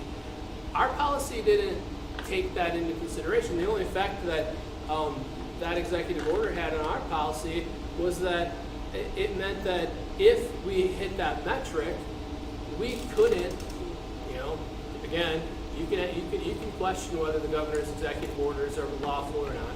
We could not then say, oh, masks are optional, because at that point, the executive order was in effect, and I'll get to this, but I would argue that it still is, that the executive orders are still in effect, although they've been neutered, to use a veterinary term. But at that point, had our policy had we hit that metric, we could not have said, okay, no masks are optional now, because the State Board of Education would have said, no, you can't do that because of the interaction between the executive order, the Department of Public Health, and ISBE joint guidance on the issue, right? So, all right. So we get to this TRO, this temporary restraining order, and probably, I would imagine most people until like last week, unless you were a party to the lawsuit, following it very closely, probably had never really heard of a TRO. What's a TRO? Sounds like a Chrysler high performance automobile. I don't know, but a temporary restraining order that is a mechanism in the law designed to pause things where they're at when a lawsuit's filed, to say, look, the parties are enjoined from doing this, that, and the other thing until we can have a trial, until we can figure out, the bottom line. The judge can decide the law and the facts and decide what to do in this particular situation. So the judge issues this temporary restraining order. We were not defendants in that lawsuit. I don't know why we weren't. In fact, things would be a lot easier for us now if we were. So I wish one of you guys would have sued us. That would have been that would have made our lives a little easier this past week. But the way that I read the TRO, and people during the meeting, stated some language that was in the temporary restraining order. The judge did talk about an evil being worked. The judge didn't say school boards that didn't make kids wear masks are evil. That's not what the judge said. The judge was referring to an evil, and that's sometimes a legal term of art. Evil just means a negative, something negative that shouldn't be happening, of the law being violated. The evil that the judge was referring to, and I have the order here. I haven't memorized it, but I think was the fact that the Illinois Department of Public Health decided that it could redefine terms in a state statute to implement the governor's executive order, right? So the court was like, no, you can't do that. Those terms, those definitions were related to quarantine. And what is a quarantine? And my understanding is that the Department of Public Health tried to redefine quarantine so that it didn't have to provide these due process rights to people that it wanted to quarantine, so that the governor's executive order could apply to schools. So the judge said, no, you can't do that. The judge said that the executive orders that were at issue in the case cannot be enforced by the defendants in that case. She said that the Illinois Department of Public Health's changes to its rules to implement these executive orders are null and void. Cannot be relied upon. They're no longer valid during dependency of this TRO. There was language in this order saying, discussing whether school districts have independent authority to say that kids have to wear masks during this pandemic. And the judge, my reading of the order was that she specifically said, I'm not deciding that. I'm not determining whether or not school districts have independent authority to tell kids they have to wear masks, because that issue is in front of me. There was the language that one of the folks pointed out in the order, in a footnote at the end, saying that the governor or the judge has decided that the rules, the Department of Public Health's rules to implement the governor's executive order that redefine quarantine, because they're held null and void, the plaintiffs and defendants may act, or non-plaintiffs and non-defendants may act accordingly, right? So what does that mean? That means she's saying the law, like that executive order, the executive orders are still in place. The Department of Public Health's rules implementing the executive orders are no longer in place during the pendency of the TRO, right? So what does that mean for us? My view, my opinion is that means that we can, if we choose to do so, we can make masks optional without any legal ramifications. It doesn't mean that we have to. It doesn't mean that the judge is saying you have to make masks optional in your schools, districts that aren't a party to this lawsuit. But if you choose to do that, you're not going to get in trouble. You're not, at least, again, I keep saying that during the pendency of this TRO. This TRO could be stayed, it could be stayed right now and I wouldn't know it. I don't know what the appellate court is going to do. As you know, the governor, the attorney general filed an appeal asking the appellate court to enter an emergency stay of this judge's order. I don't know what the appellate court's going to do. No idea. I don't know what's going to happen in this case once it all gets hashed out. But this is the existence of this TRO is the only thing that really has changed since we enacted our policy. I say that, but in fact, everything has changed. Like the judge's issuance of this TRO, again, it doesn't affect us directly. It seems to mean that if we choose to, we can change our policy and we can make masks optional with no ramifications from Department of Public Health or State Board of Education. And a lot of school districts have done that, right? I mean, you guys told us about some of the school districts that have decided to make masks optional now. So, on one hand, obviously, legally speaking, our policy is still in effect. And so, at this moment in time, we need to talk about whether we should revisit the policy. Because Hananiga is now optional masking. I don't know this, but I assume that if and when the appellate court stays this TRO, or if and when, I don't know if it's gonna happen, or I have no idea what's gonna happen. If this TRO goes away, I don't think that, I'm just kind of guessing here, and I'm just sort of postulating as to what might happen. But I don't think that genie is probably going to go back in that bottle. I don't think that the school districts that have decided that they're going to make masks optional because they have to, because the court ordered them to, I don't think they're going to change their mind. And part of the reason is because of public pressure, right? Right? You guys. And, that's fine. And there are other reasons too. The change in the dynamic of COVID since these mask rules were implemented. Like the fact that you read in the news across the world, other countries, again, and great, because of public pressure, are like, oh no, COVID's over, we're not going to do this anymore, right? I think Sweden, was it Sweden today?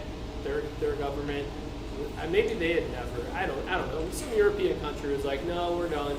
The governor today is like, oh, I'm gonna, remove my mask mandate. I didn't even, to be quite honest with you, I had forgotten that there was a mask mandate except for schools in public places. I see the sign, at Walmart, but the kid, pushing the carts around isn't making people wear a mask. Like I had forgotten that we were even under this. I think probably in other parts of our state it's more obvious in the city, that sort of thing.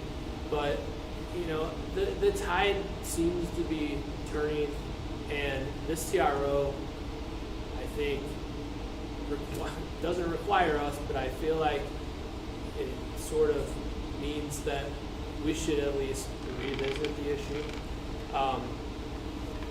What else was I going to say? Let's see. So can I ask you, I don't know. because you said there'd be no repercussions Well, for following that, but why did they do? I'll defer to my attorney. I know no more than you do on this, but my opinion on that is it's not that there couldn't be repercussions. As I said, we're not subject to the TRO because we weren't a party to the litigation, and so there's a decent argument that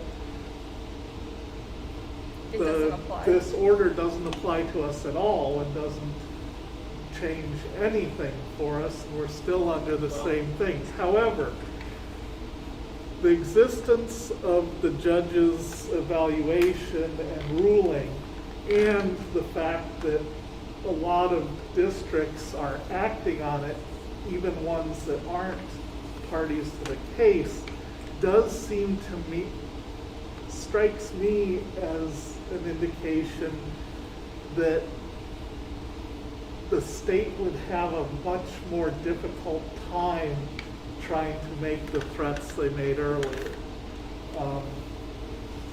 It's one thing to say, we have this thing in place, I've issued an executive order, no judge has ever challenged it, and if a particular district doesn't do what I told them to, we're going to, decertify them or whatever the thing was, versus we're going, despite the fact that everything's in the appellate court and it's somewhat up in the air over there, we're going to take that action against 25 districts. Just politically, that's a different thing. The governor could decide that he's going to do that, but I guess the only thing I would add to that is that it seems globally unlikely. The judge globally has restrained the Department of Public Health's rules that implement those executive orders.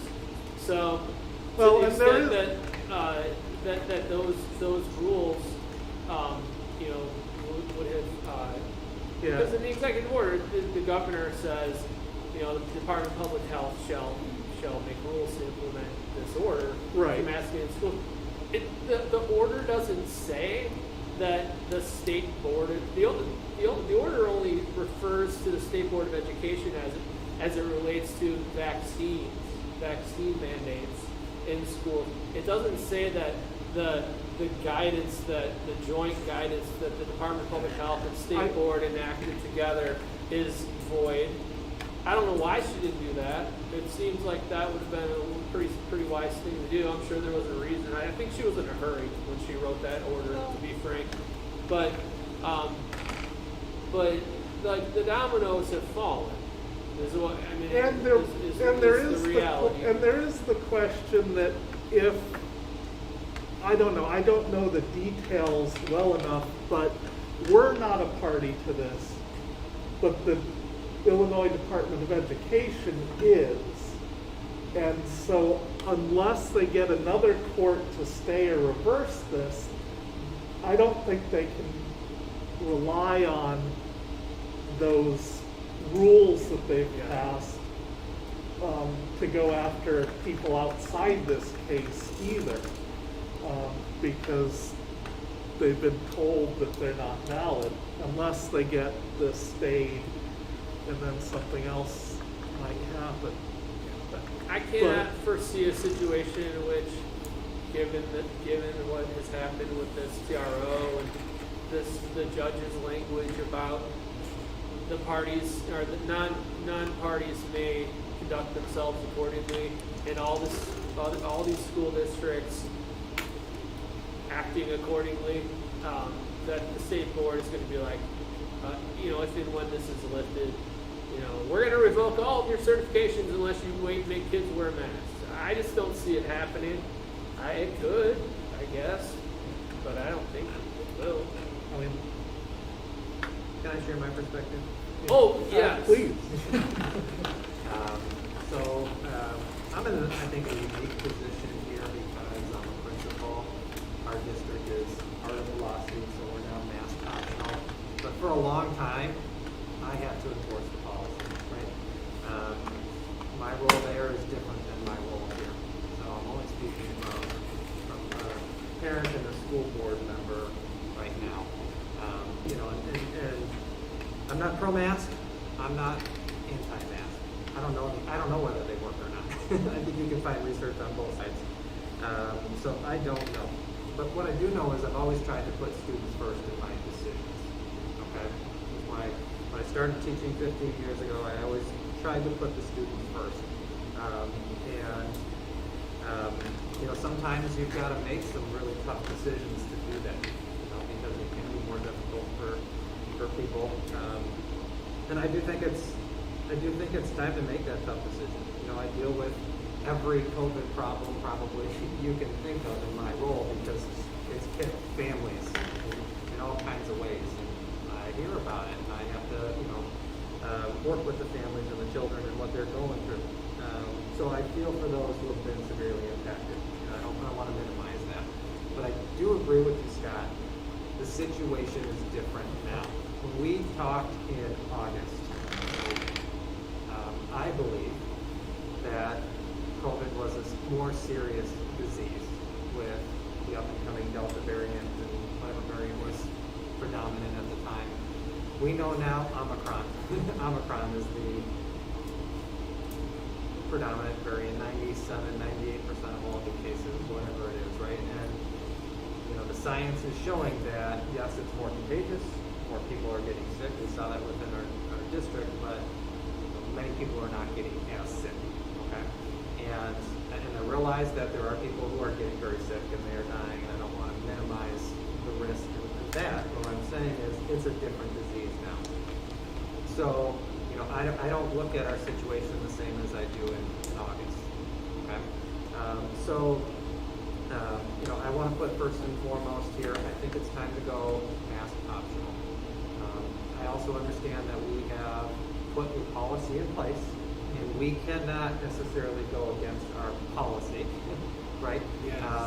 So what I am, proposing, if we can't as a board make that decision to go mask optional, that we revisit our policy and talk about what the current circumstances are. Because I would like to give kids and families that decision, and I think we need to adjust accordingly. The pandemic is evolving, and I think we need to evolve along with it. And I think this order has given us the opportunity to do that. Before the TRO, I don't think we had any legal room there. I would not have said, let's go mask optional before that came. But I think this provides us the safety that you guys are discussing, where we're not necessarily worrying about funding and licensure and accreditation and these sorts of things. And if those threats do come back, then I think we need to discuss, what would that mean for us? But at this point, February 9th, I'm not concerned about that. I'm concerned about our kids and the experience that they're having in our district. And that's where I stand. Well, it's becoming disruptive. Yes. This whole issue is becoming disruptive, and the Right. kids aren't. As hard as it is to educate them with a mask, it's not the ideal situation. However, it's becoming a big this week there were disruptions. Kids were switching and changing, and I'm going to do this, and educating kids was very difficult this week. We need to. So Absolutely. that's something to consider. But our numbers are also going up. I don't know what they are now, because they're going down this week. Our numbers are going down. They're going down, okay? But they're down from a pretty high number Right. a couple weeks ago. So we need to take that into consideration. Nobody wants the kids to wear masks. Come on, we're not doing this because it's political. It's totally not political, and I resent the fact, I will say this, that was kind of brought out somewhat tonight, because I don't think we all honestly want to be on this board, and we love our kids. We think we have wonderful teachers and staff, and the parents are phenomenal. Our kids are great. We're not here because we want to punish anyone or make a political statement. We honestly, it's sincere. We wanted to protect our students. We had a school board member die of COVID, for gosh sakes. That's right. So, we're not, and it's not you against us, it's all of us together. This affects everybody. However, I'm getting emails and talking to people too who are worried about their children not wearing a mask, or other children not wearing a mask. And I have to look at what's best for everybody. It's not you, it's not me, it's all of us. And so that's what I'm concerned about. I'll say it, that's my point of view. And high school is one thing. Elementary school, I taught it, you're right there with the kids. You're in their face, they're in your face. There isn't a separation like there is at middle school or other grade levels. Little kids are right there. They're touching each other, they're speaking close to you, you're speaking close to them. It's kind of a different situation than it is with older children, even middle school kids. So that concerns me, that kids are going to be, in close proximity to each other, especially the kids that that are not healthy. And you know what? Frankly, none of us know that. I think though, I have the same concern, but I think, people have moved beyond this outside of our school walls, right? So I don't know that keeping masks on kids is really keeping anybody safe. We saw our numbers go through the roof in January. Everybody had masks on. Did that prevent others from getting sick? I don't know. but I'm not real confident in what we were able to do, with our mitigation strategies. We have other mitigations as well, and I don't disagree with you.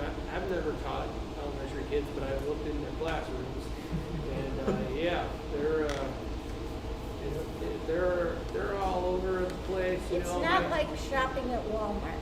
It's No. nothing like that. My daughter said she played leapfrog yesterday in class, and I was like, that sounds awesome, but what about social distancing? But you know, but they do. They. My daughter's always rubbing her face, and you know, like she's filthy. Well, Kids. you know, Kids do. So like, Yeah. I don't know. Again, I don't know. My personal perspective is that I don't think the masks do very much. Again, I don't know. I wish there was like a definitive study that would be like masks 100% don't work with kids in elementary school. We don't have that. I liked data. your perspective of where we were in August when Right. that decision Yeah. was made. Right. And now we have Well- vaccines that are available to kids. Right. Parents Yeah. choose to do And that. there's- We have more mitigations And in the place than we did variants before. aren't as dangerous as the Right. originally. Last year, They the seem danger to be was less more. dangerous. And so there's two things that I think we should talk about. One is the possibility of revisiting the policy that we put in place, and not to toot our own horn, but we talked about doing exactly that when we passed the policy in the first place. That just because we passed a particular policy didn't mean that we were necessarily stuck with it That's the way it forever, should be. that we have the power to do that.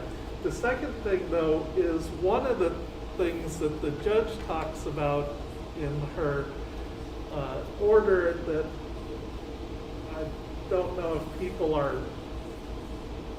using the right way, but is due process. Among those things is we have to do that. We can't jettison just jettison a policy that we've passed. The question is, if we do want to revisit it, what are the requirements to change the school policy? Because before, we went over it at one meeting and then voted on it at a future meeting. Is that a requirement? Well, that is a requirement for our policy manual, right? Okay. We adopt things that we might call policy that are not actually section 2180 of the Right, policy but we're manual, talking- right? but- So there's a set procedure for that. I don't think there is a set procedure for an adoption of a plan that we call policy, because it is something that Right. we've adopted. Right, but we're talking about But it's not a changing- technical policy. Right, although we're talking about changing something that's currently in our policy manual. It is not in our policy. Oh, manual. it's not. Nope, it's our reopening plan that. Oh, the that we reopening adopted. plan. Okay, It's the so that's reopening different plan. than the manual. That's Yep. what I, so we're changing the reopening plan. Yep.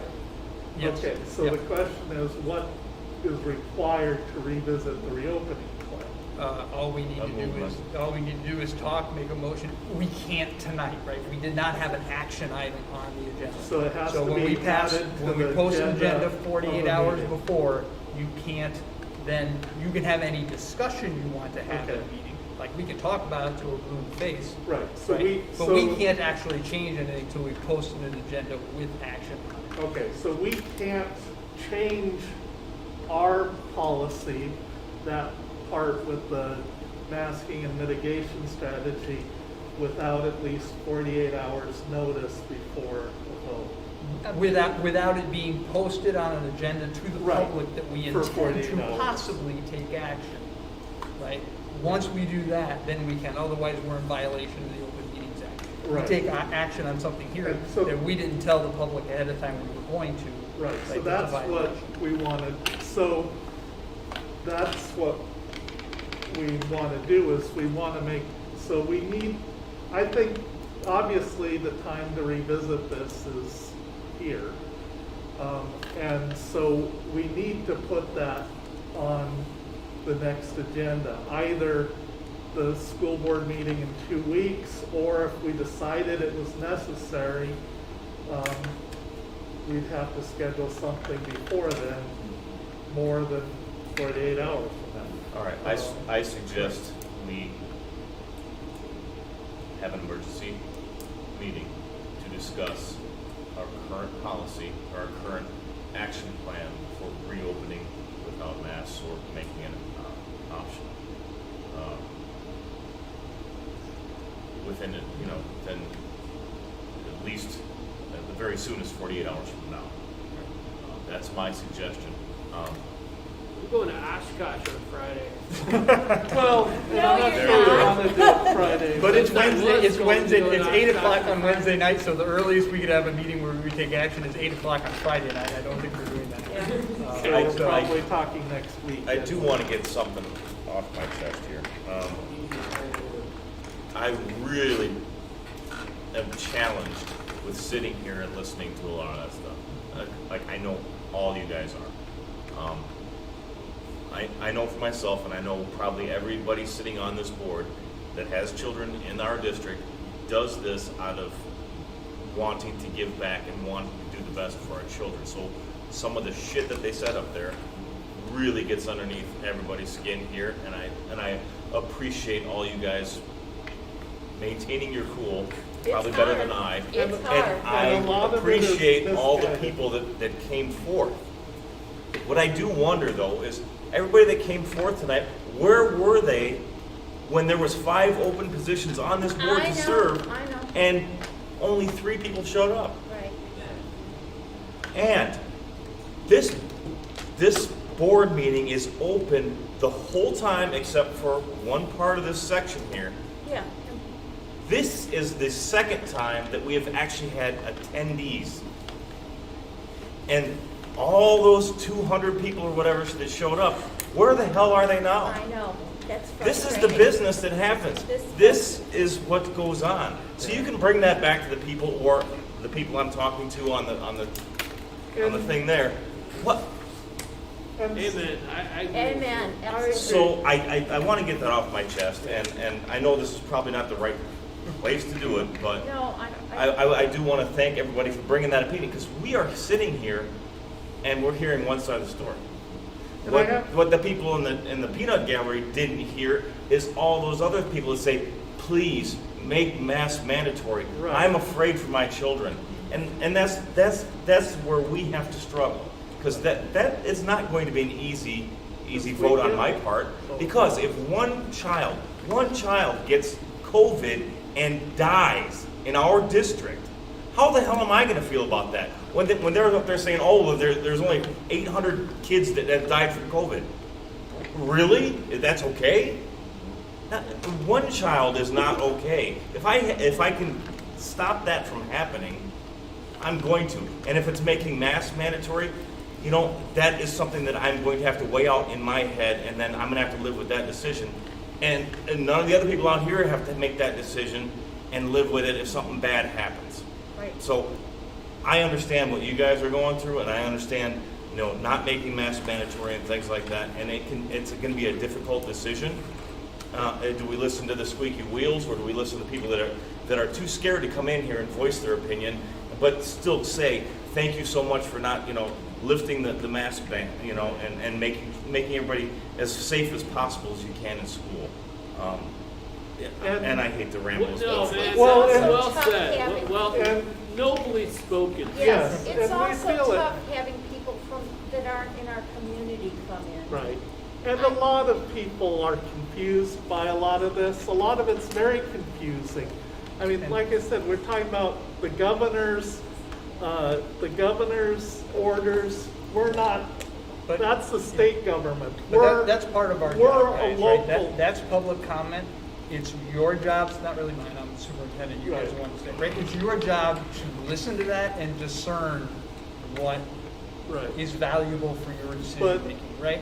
It's not to judge it, it's not, it's a public forum. But That's it's- what it is. but it's- And we take that information and we digest it, discern it, discard it, if that is our opinion, based on what people have said, or based on other things we know, or, let it affect your decision making. And that's a personal choice each of you have to make, before you vote. But that's kind of the purpose of what's going on. But you have this, but there was one thing that was mentioned a couple of times that people don't understand is the idea, it's all about follow the money. It's the ESSER money. ESSER is a federal program that has nothing to do with the governor's order or mask mandates at all. Nothing. They're not And I- connected in and I any would way. say- It had nothing to do with money. Even But- if but we cared about that. But which understand, none of like, us do. that's what people hear, right?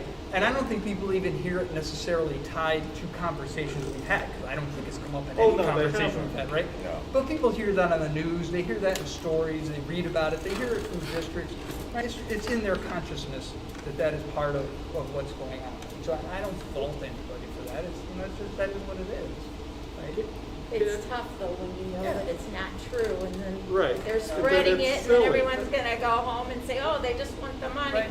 But we, you know, we can. For we their can- children. You guys can only control what you can control, right? But- Like, you but know, the bottom- I tell my principals that all the time, right? Is that within our control? Why are we letting it happen? Yeah, Right? We just need good information to make decisions that are best for our kids. I'll tell you, Right. constitutional democracy is messy. It's supposed to be messy. You don't have people in China, well, showing up to meetings of local government and being like, I'm mad at you. They just kill Yeah, you. it doesn't work that way. It's okay. It's good. It's healthy. Well, But you're right. And I'm not mad at anybody either. But I do think that, yeah, just again, for the record, we are here to make decisions in the best interest of kids. That is it. And we're doing That's the all best I we care can with about. the And I know it's all you information. guys care about too. Let me just say one more thing. I'm concerned about these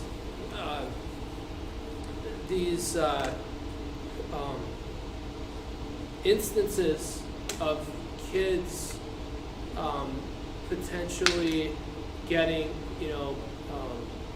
negative feedback from other kids or staff or teachers. We have to address this. Yeah.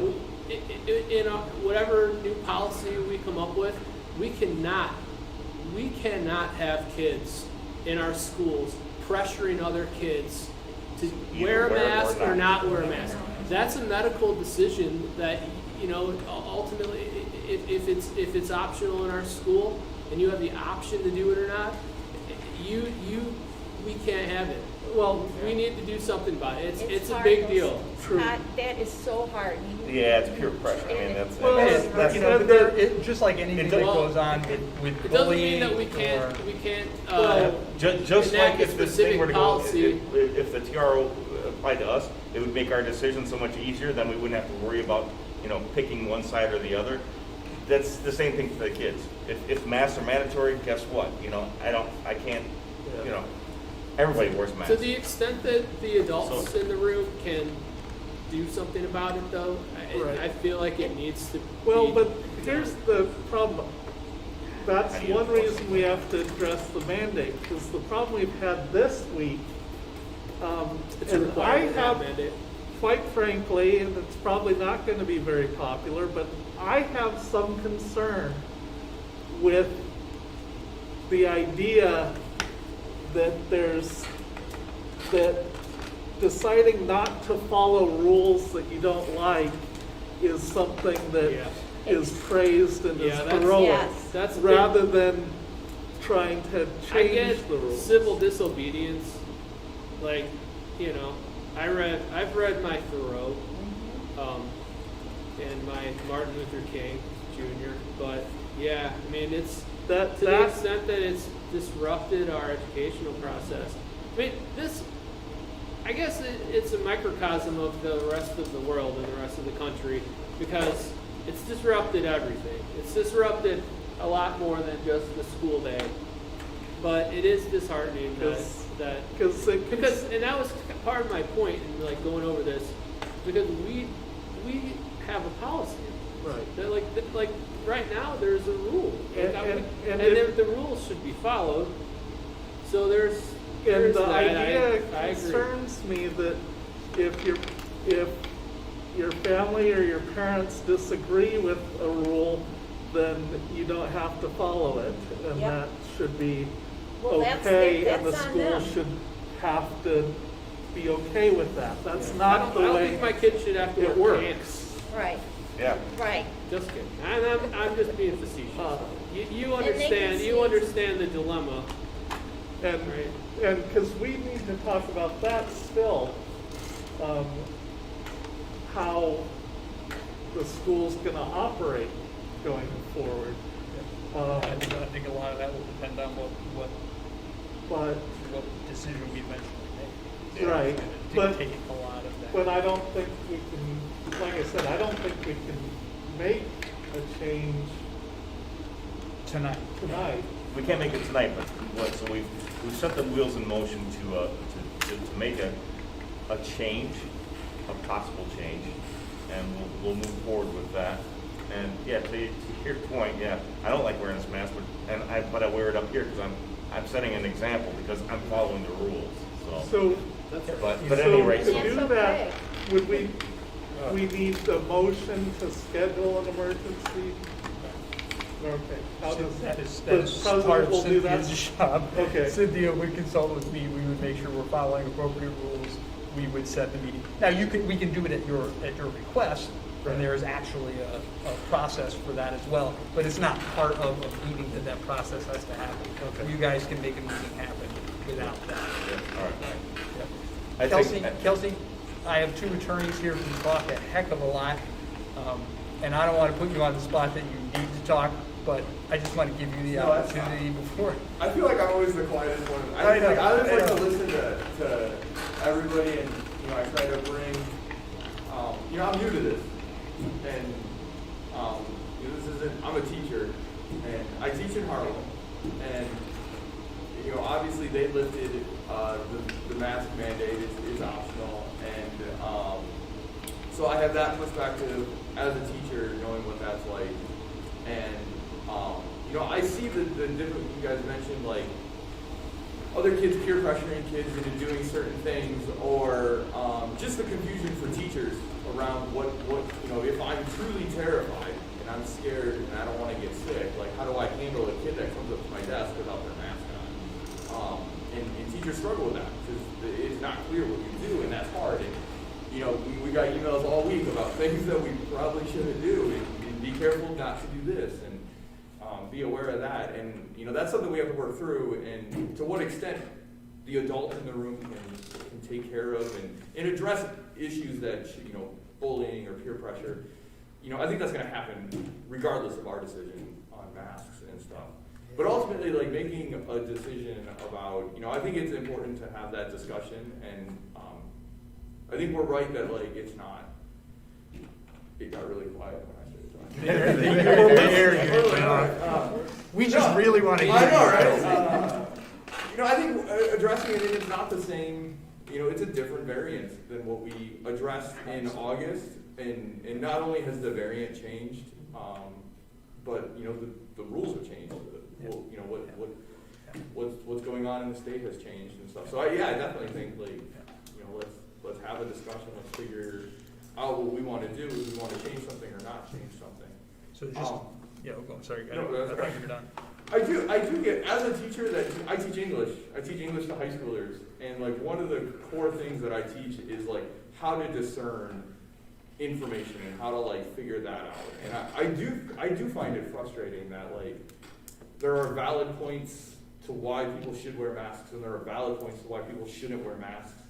But it is so difficult in this world today to figure out what those are.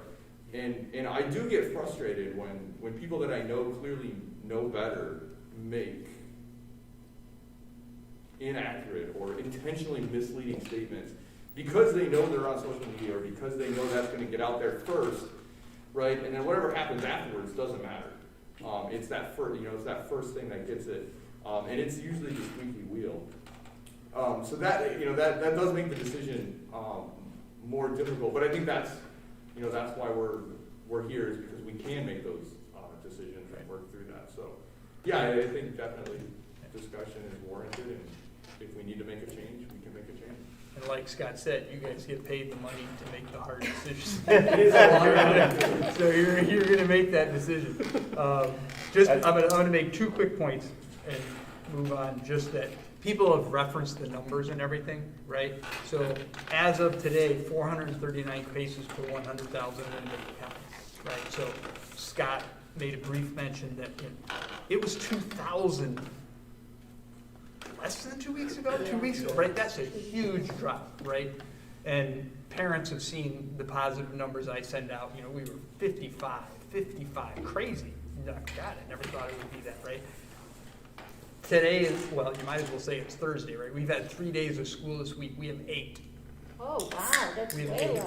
right? And so last week we were like 25, 26, right? So that's what experts said was going to happen, and sure enough, it is happening. I mean, I think we'll be double digits, but my best guess would be 10 to 15, probably on the low side of that by the end of the week, and I would hopefully expect even less the following week.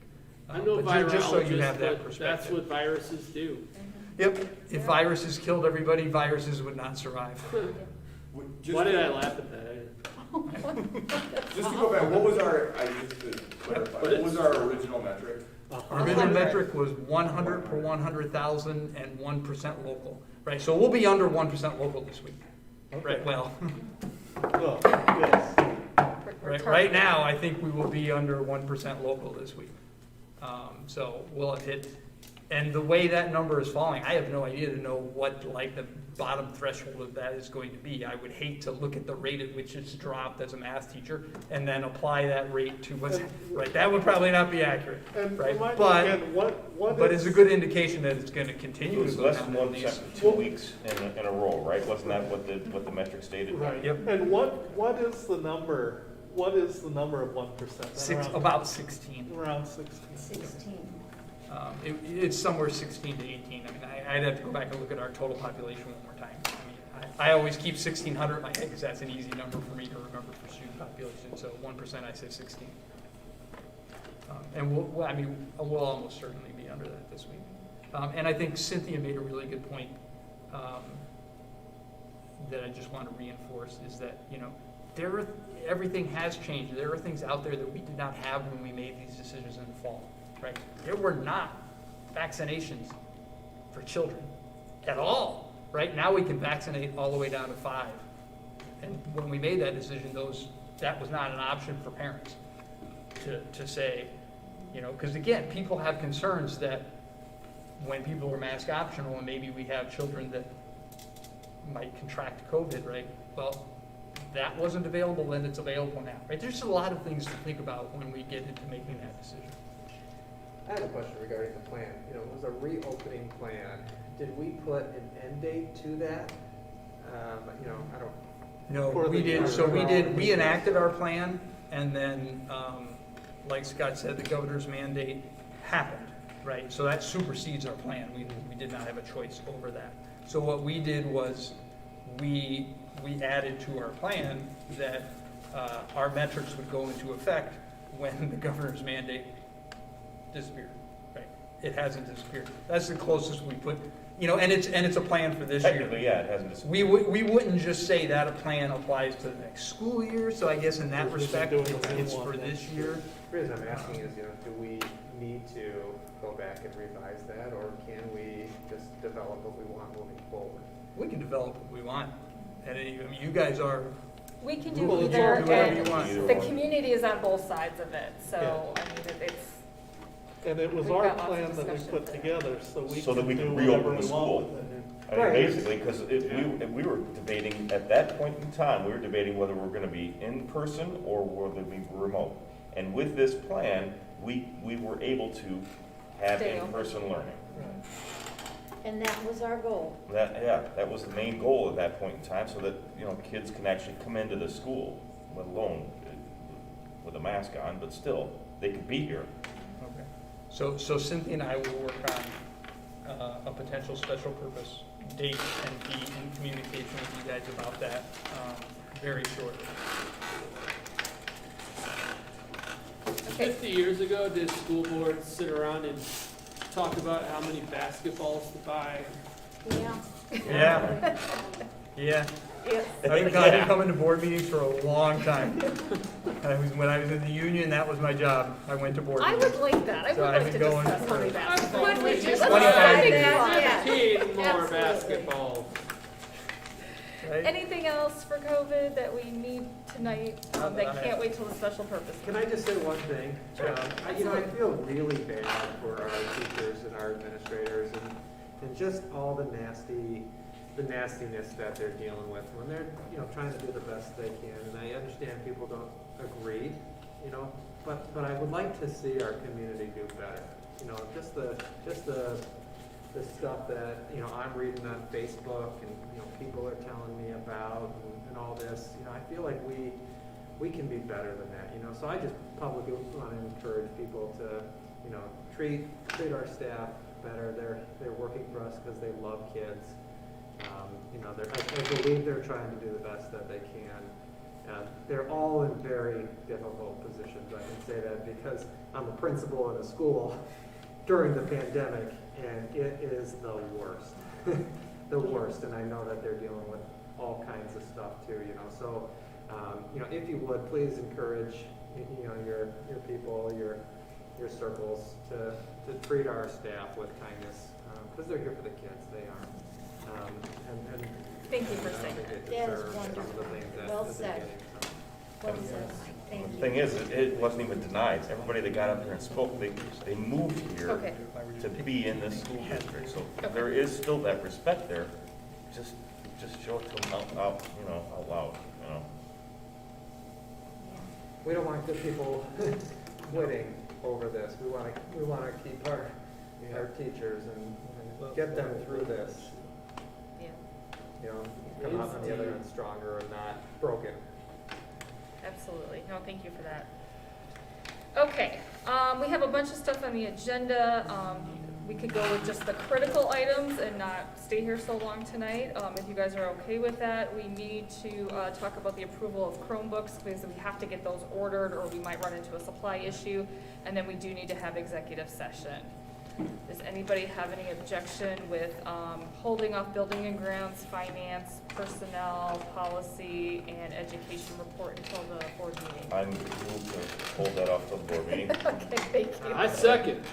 All right, and now I move to approve the Chromebooks. Does anybody have any questions on approving the purchase of 360 Chromebooks in the amount of $105,960? I move to approve the Chromebooks. So there's no question? It was in the budget, correct? It is. Part of ESSER? No, it's not ESSER. The state has a digital equity grant, Oh, that's so what it we're was. paying for it through the digital equity grant. So I said, hold on, I'm looking for it now. Sorry, I lost it. What's the difference between the two different Chromebooks? Yep. Like why? So one is like an Intel processor, and one is not as good a processor. David worked on getting those quotes together. You can't get the Intel processors, and if you think you can, you're ordering them, and you're not getting them for 6, 7, 8 months down the line. Okay. So we took the grade level that we thought would be the most important, 5th grade, that is going to then go through the whole middle school, like those 5th graders will take those throughout, and we want those to be a 1, and then we're going to experiment with the other one, and if the other one performs well when we get it, we might do that continually in the future, but it'll be a good forced experiment because we really don't have much choice. You can't get some of them. Good question. All right, I second. Mike Plord. Aye. Kelsey Lucian. Aye. Scott Robinson. Aye. Steve Harkis. Aye. Mary Newman. Aye. Carson Breed. Aye.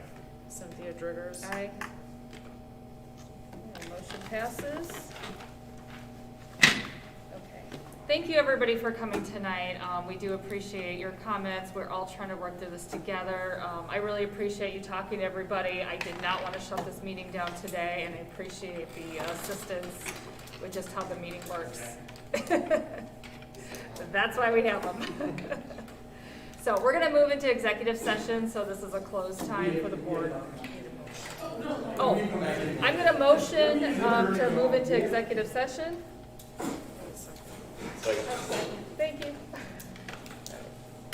just want to thank you guys too. I mean, we're from a different district, and you have very valid points of these people need to get involved. They need to, how many boards are they begging people to get on, and nobody wants to do what you're doing, which is give up nights with your families and stuff. We were guilty of it too, and that's where we're gonna be running in our school district because we see them. I mean, our children are just starting school, but I wanna thank you guys because. Thank you. I know you're in a hard position. I mean, a lot of people are, but you guys are the ones, and I think they're, I guess from the outside looking in, I see from one side,